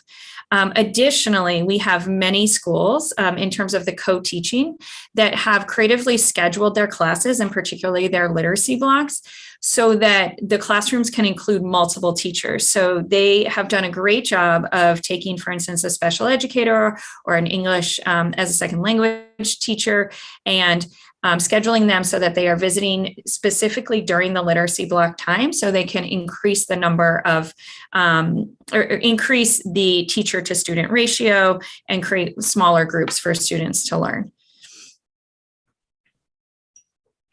I'm looking at the same testimony. There was this. I'll read the paragraph. DC Public Schools 5-year strategic plan, a capital commitment, included a goal of ensuring that 100% of K-2 students are reading on or above grade level by 2022.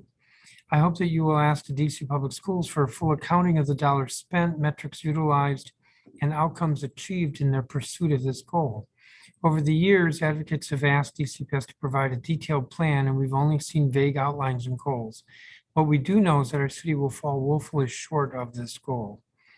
So it's my distinct impression that we have fallen short of 100% by 2022. So where does DCPS go from here? What I can say is that when we created the capital commitment, we created a multifaceted strategy to improve early literacy. We were obviously interrupted by the pandemic, but prior to the pandemic, we were making incredible progress. And I will say that even in spite of the pandemic, we have been able to continue to make a significant amount of progress. And the reason I say that in particular is that one of the key strategies of our early literacy plan was to increase the knowledge and expertise of our educators. And the timing of the pandemic fell that one of our biggest years for doing that was during the year of the pandemic. And I am so proud of our educators that even when they were juggling everything that was on their plate, we had thousands of educators take an initial short course in the science of reading. We had all those educators take our dyslexia training. We increased significantly the number of teachers that participated in the DC Reading Clinic. We expanded the reading clinic to include the in-schools coaching program. So we were able to further that goal of increasing the expertise of our teachers significantly, even during the pandemic and the time that we were in a remote learning stance. And now that we are back in school, and even despite all the challenges that we know everyone has experienced this year in terms of absences due to COVID, quarantine, et cetera, we saw the most growth we had ever seen before from beginning of year to end of year. Our DIBELS, which is the way that we measure our early literacy proficiency and growth, we saw that when compared to a national comparison group of over 400,000 students, our DCPS kindergarten and first grade and second grade students were outperforming this national comparison group by end of year. So we are really, really proud of that growth, and we feel that we are on track to continue that growth and honestly really accelerate it, especially as hopefully we will be more consistent in terms of less interruptions from COVID, et cetera, and that students will be in school for the full year with fewer interruptions from absences related to COVID. We anticipate seeing that growth accelerate. So bringing it back to the strategic plan, does DCPS write a new strategic plan? And what is the goal for literacy? Yes, we are in the process of developing our next strategic plan. So what was previously capital commitment, we will be looking forward to developing and then sharing our next 5-year strategic plan. When will that be? Are you in part of that development? As a leader at DCPS, yes, I will play a role, but there will be a large engagement with all of our stakeholders. So it's going to be a significant process that includes, as we did the last time, where we include input from many stakeholders and community members. So what's the target date for the plan? Meaning, when will we get it? I am not certain if we have an exact date, so I will have to get back to you with an exact date. Okay, would you please? Yes.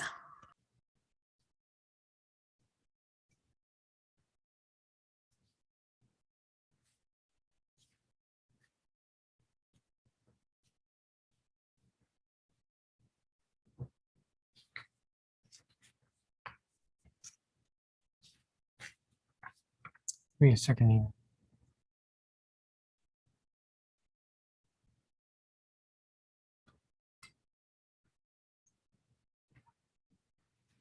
There was, Ms. Colgan, there was a lot of talk last year about high impact tutoring. I haven't gotten a sense of there being anything specific happening. Has something specific been happening with regard to high impact tutoring in the schools last year, or is it coming this year? Yes, we have been implementing high impact tutoring in our schools.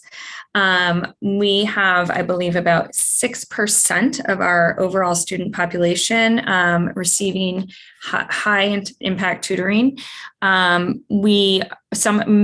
of that is focused on literacy. We have partnered with other organizations like Literacy Lab and Reading Partners, and have been able to expand the amount of tutoring that they do in our schools. Also, some of the tutoring takes place or is provided by our own DCPS educators. We particularly like to try to leverage educators who have had intensive training in the science of reading and structured literacy, as they are already highly trained in providing tutoring to students in literacy. So when you said 6% of students, that's 6% who have been availing themselves of Reading Partners or the other specialty groups? Where does that 6% come from? That is, I believe, the percent of our students that are engaging in any form of high impact tutoring over the course of this year through our multi-tiered system of support. So those are students who have been receiving tutoring through our tier 3 supports. This year, meaning the year we just completed. Correct, yes. 21-22. Yes. Chairman, OSSI has also made a significant investment in high impact tutoring. We recently announced $20 million that will fund 8,000 students, 8,000 of our students who are furthest from opportunity in receiving high impact tutoring over the next 2 school years, and are launching an additional grant competition this fall. That grant award will open in September 2022 in order to select new applicants, again, focused on serving our most at-risk students to help them recover and accelerate education. Well, let me say 2 things and then maybe I'll have some questions. And that is 6% seems pretty low. I'm having in my mind 40% of kids are at risk. I think it's actually higher than that. And I would think that would correlate to the number of kids who need high impact tutoring. And 6% just seems very low. Sure, I can. Anything there. Yeah, I just want to be clear that high impact tutoring is the most intensive intervention basically that we can provide. So this is typically one-on-one with an adult 3 times a week for 30 to 45 minutes at a time. So this is very intensive.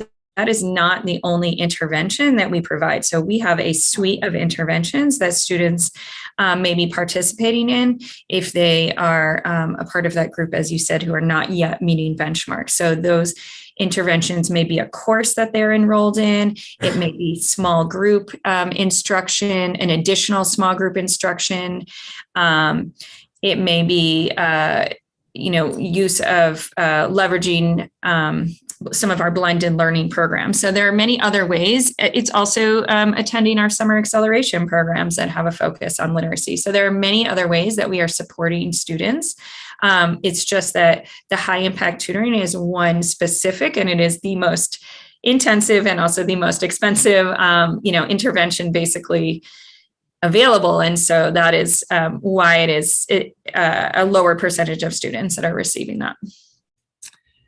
Well, let me ask Ms. Ross. The OSSI sent grant award notifications on May 6th for FY22 grants. I believe it's a reimbursement program, so the organization has to spend the money and then gets reimbursed. So if they got the grant award notification, they could go ahead. But I mean, when I saw that, I have to say I was troubled because May 6th is the end of the school year and fiscal year 22 ends on September 30th, which is roughly 1 month into the next school year. So I don't see a whole lot getting spent of that May 6th funding. And Thanks what so much. happens? Please. And what happens to the unspent money? So there are two parts. One is, I don't see that for FY22, this is very effective. And the other part of my question is what happens to the unspent money? Thanks so much for the question, Chairman. This is a huge investment that OSSI made, and we wanted to be extremely deliberative about ensuring that we were getting the funding to the highest capacity grantees in order to meet the needs of our students who are furthest from opportunity. We needed some time to set up an entirely new grants management system and team in order to oversee this grant, and then to solicit applications and ultimately select awardees and arrive at finalized budgets for each of those awardees, which is why those grant award notifications were announced in spring of this year. We're working to support grantees in meeting in expending the funds consistent with the budgets that they provided, and are committed to supporting them in doing so. If I remember correctly, it was about 20 million. I mean, it just seems like it's Correct. too late to be of any effect. What's going to happen to the unspent money?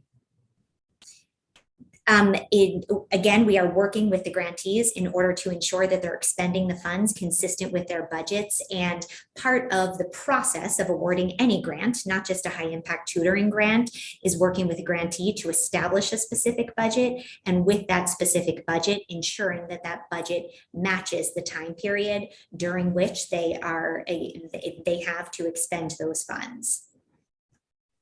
Well, am I wrong that they have to spend it by September 30th? It is my understanding that those funds have to be spent consistent with the fiscal year timeline. Okay.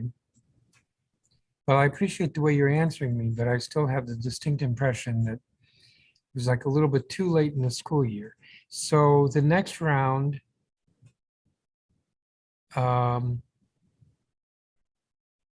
you've already requested the applications, and when will the grant award notifications go out? Thanks so much for the question, Chairman. We are opening the application in September 2022 for a new award, for a new opportunity for grantees to come in and receive additional funds.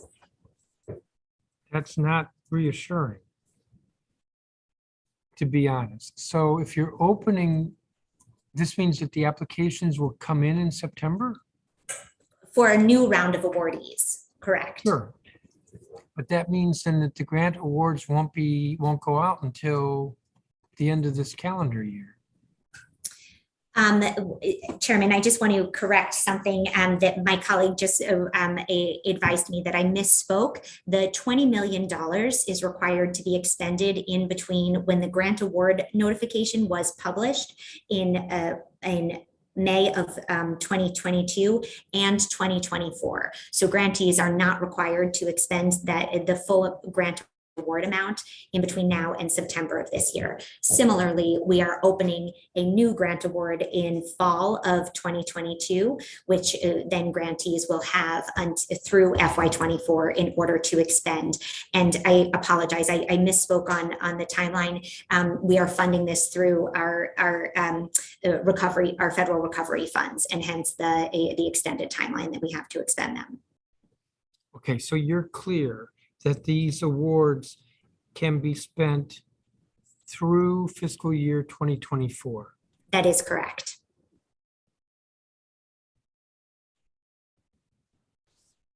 Okay. I will still repeat that I think it's a little late. The goal was to try to get this started last year as opposed to the end of the school year.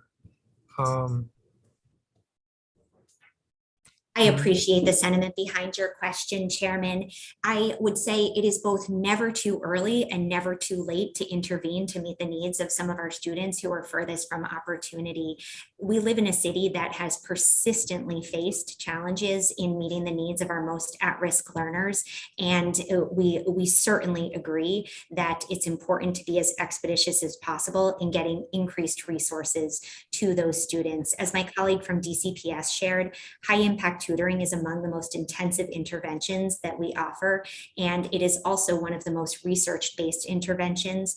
Over the course of the recovery, we've continued to see high-quality research demonstrating that high-impact tutoring makes a meaningful difference in not just meeting students where they are, but also accelerating their learning. So I appreciate the urgency behind your question, and I share your interest in ensuring that we are meeting the needs of our students as quickly as possible. Well, again, I appreciate how you answer my question. I'm kind of stuck on it's never too late and it's never too early, because I'm sort of focused on the it's never too early. These are kids who, I mean, if they're not at grade level in third grade, then it's like, I don't want to say it's too late, but it's kind of like the urgency is never too early. Let me keep moving here. When the mayor issued her press release regarding the high impact tutoring grants, she spoke about vulnerable students. High impact tutoring programming has a particular focus on vulnerable students. Our most vulnerable students have fallen even further behind. What is vulnerable? Or is your grant making targeted on vulnerable, in which case, what does that mean? Thanks so much for the question, Chairman. Our grant is narrowly focused on the students who are furthest from opportunity, and we are specifically prioritizing for these investments organizations that are serving schools with student populations that are 70% at risk or higher. So that's how you're doing it, is focusing on schools 70% or more at risk. That is correct. Good.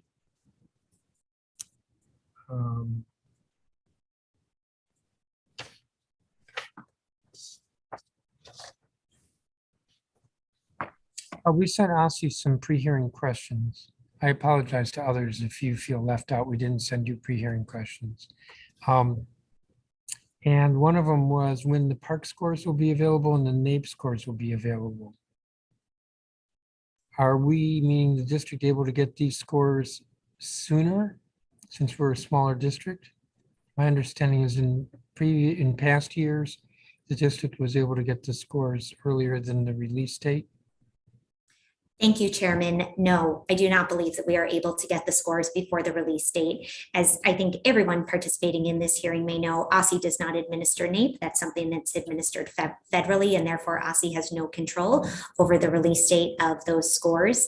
The PARCC assessment is an assessment that OSSI supports our LEAs and schools in deploying, and we anticipate having those scores publicly available in August of this year. We do not anticipate issuing them earlier than August of this year. Okay, and what does August mean? August 1st, August 31st? I so appreciate your interest in naming a specific day, Chairman, and I don't want to put myself in a position where I'm over-promising and under-delivering.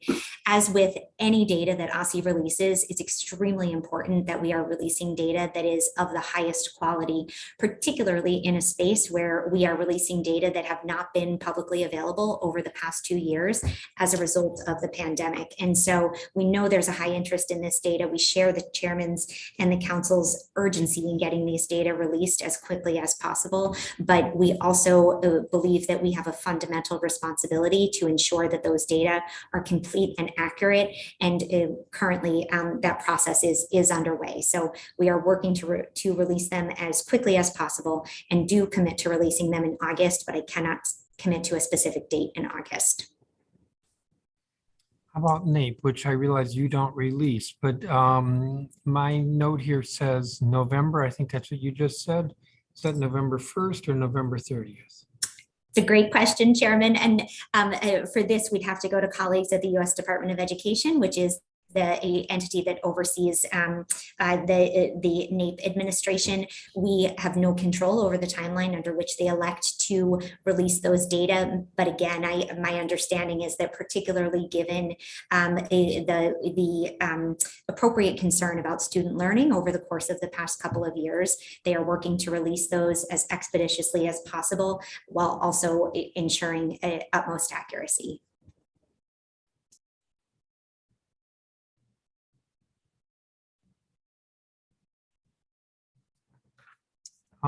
Just to go back to the high impact tutoring, why did the AARP Foundation drop out? And why would the AARP be doing high impact tutoring? I think of seniors. Yeah, that's a great question, Chairman. So I do know that many organizations provide high impact tutoring. I don't have in front of me specific information about AARP, and I'm happy to follow up with the team and get back to you with that information. But it is not atypical for a wide variety of organizations to participate in tutoring. And I know that, for example, the National Corporation for Community Service, NCCS, oversees 77 educational tutoring programs, many of which are focused on leveraging the specific expertise that individuals who may have retired from successful careers have and want to spend their time engaging with our students and youth. So again, I'm happy to follow up with you on specifics of AARP, but it is not atypical for an organization that is working with seniors to be in a position to be providing tutoring services for students. Not atypical. Interesting. OSSE has invested $20 million in high impact tutoring. That was the May 6th grant awards. In total, OSSE plans on investing over $38 million over 3 years. So is that 18 million additional, or is that 38 million additional? Excellent question, Chairman. It's 38 million total over 3 years. So that would be inclusive of the 20 million that we have already invested.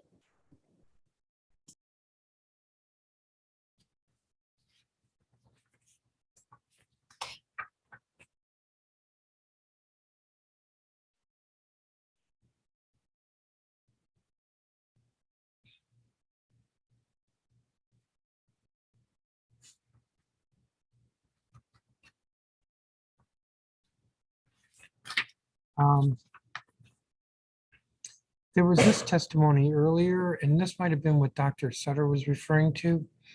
One thing that has continued to stick out to me as I do this work with teachers in service of our students, the DC Early Learning Standards, which were last revised in 2019, leave large gaps between what we expect of our students who are exiting early childhood and entering elementary grades, where the Common Core state standards are used. For instance, there is no alphabetic knowledge standard for our pre-K 3 students. And pre-K 4 students are only asked to know 10 letters at the end of the school year. Any kindergarten teacher will tell you it is very difficult to ensure a student who comes in knowing only 10 letters finishes the school year by reading. I think I'll ask Dr. Sutter first to respond, and then Ms. Ross. Was that sort of what you were alluding to when you said the early learning standards might be something that ought to be looked at?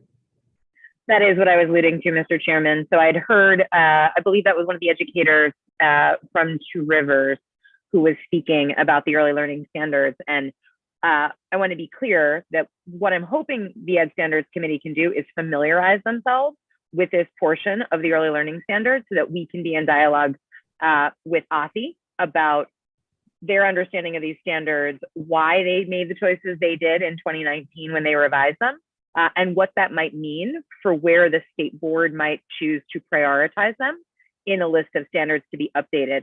I'll just go back and remind, as I like to remind everyone, that the social studies standards are now 16 years old.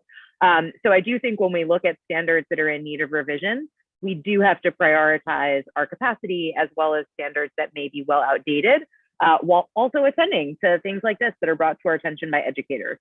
So yes, that's what I was referring to, but I want to mostly make sure we are familiar with the early learning standards. You know, the state board does not have purview over early childhood education in the district, but it is certainly something we hear from a lot from families and educators. Ms. Ross, do you want to respond? Yeah, thank you so much. And thank you, Dr. Sutter. From our perspective at OSSE, we think it's important to clarify that the early learning standards are not intended to measure an individual student's abilities. They are structured differently than, for example, the Common Core state standards that have been adopted to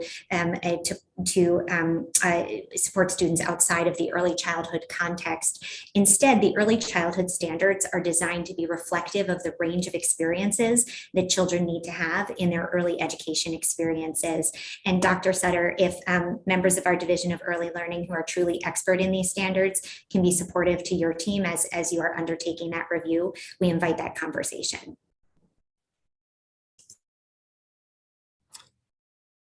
The dyslexia law requires a letter verifying compliance.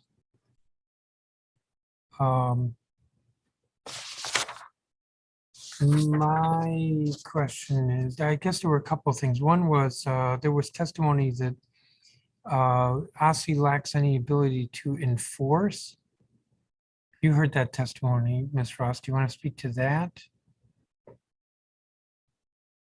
Excuse me. Thank you so much for the question, Chairman. And I actually looked back during this conversation at the plain language in the dyslexia law. And based on my read of that language, it seems that OSSE actually does have the authority to require our DC LEAs, DCPS and our DC charter LEAs to provide us with that information. If OSSE has a requirement and we find that DC LEAs are struggling to meet it, we do have a range of tools at our disposal, and I generally work very closely with our LEAs to ensure that they are able to come into compliance. And based on my read of the legislation, I anticipate that is the approach that we would take here.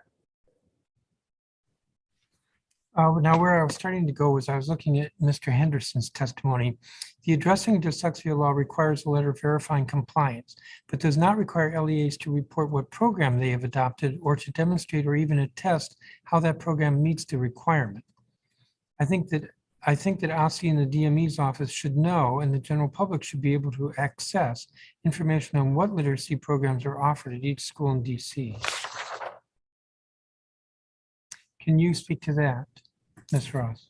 Absolutely. And I really appreciate the question. The literature around the strength and the power of high quality instructional materials or curriculum it is extremely compelling.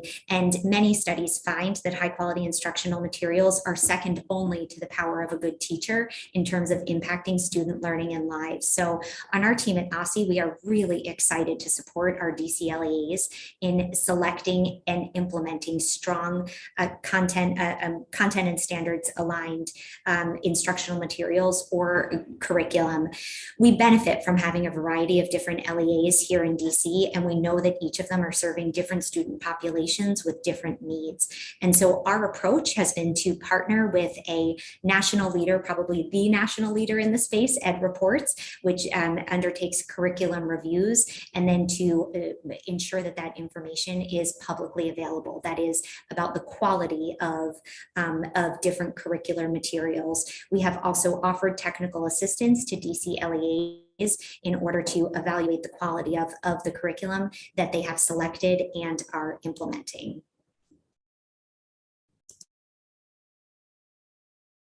Okay, I'm going to ask one last question on dyslexia, maybe two.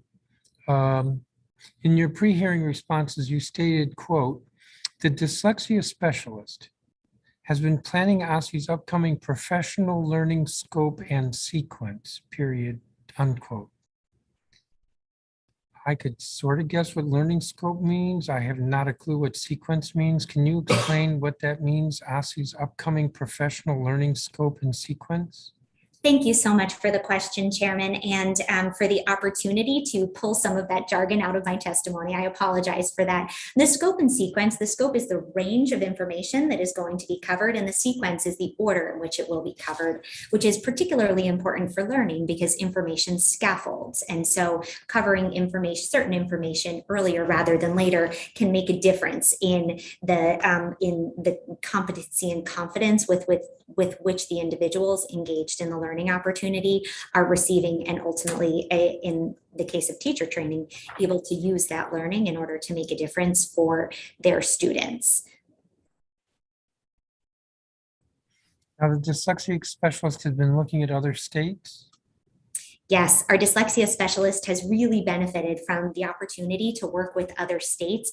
And here I must tip my hat to the advocates who have done a phenomenal job, not only here in DC, but as part of a national network, really working very, very closely with state legislatures, state education agencies, in ensuring that educational entities are meeting the needs of students with dyslexia and with other reading difficulties.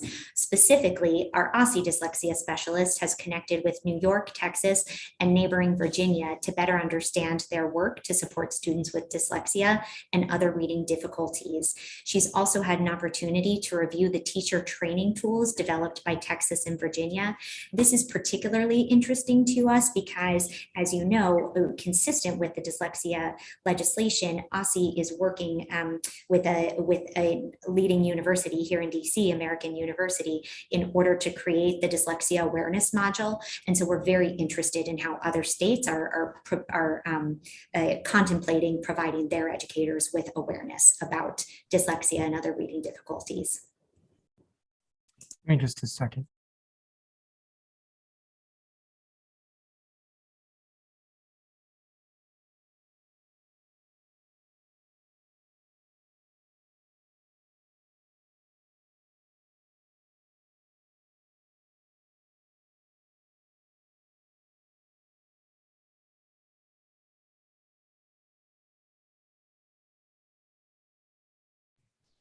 Ms. Ross, I think you were the only witness who said you would get back to us on a couple of things.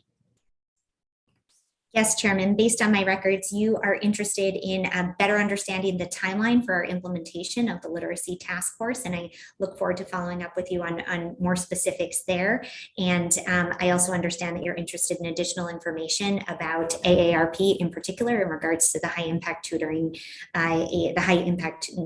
grant. And those were the two items that I noted. If there are others that I missed, please know that I'm happy to provide that. Yes. More information in terms of milestone dates for developing the new 5-year strategic plan. I believe that was my colleague at DCPS, Ms. Colgan, but I will let her provide more information. Oh, you're right. So I was wrong. Ms. Colgan, that's your homework. Yes, correct. We are on it. Okay. And with regard to the timeline for the task force, that was in relation to the RFP.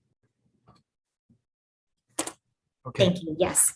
I do not have any other questions for you. Thank you, each of you. And that's going to conclude this hearing. As I'd indicated at the beginning, the record will close at 5 p.m. on Wednesday, July 28th. That's 2 weeks from today. The time is now 1:51 in the afternoon, and this hearing or roundtable is adjourned.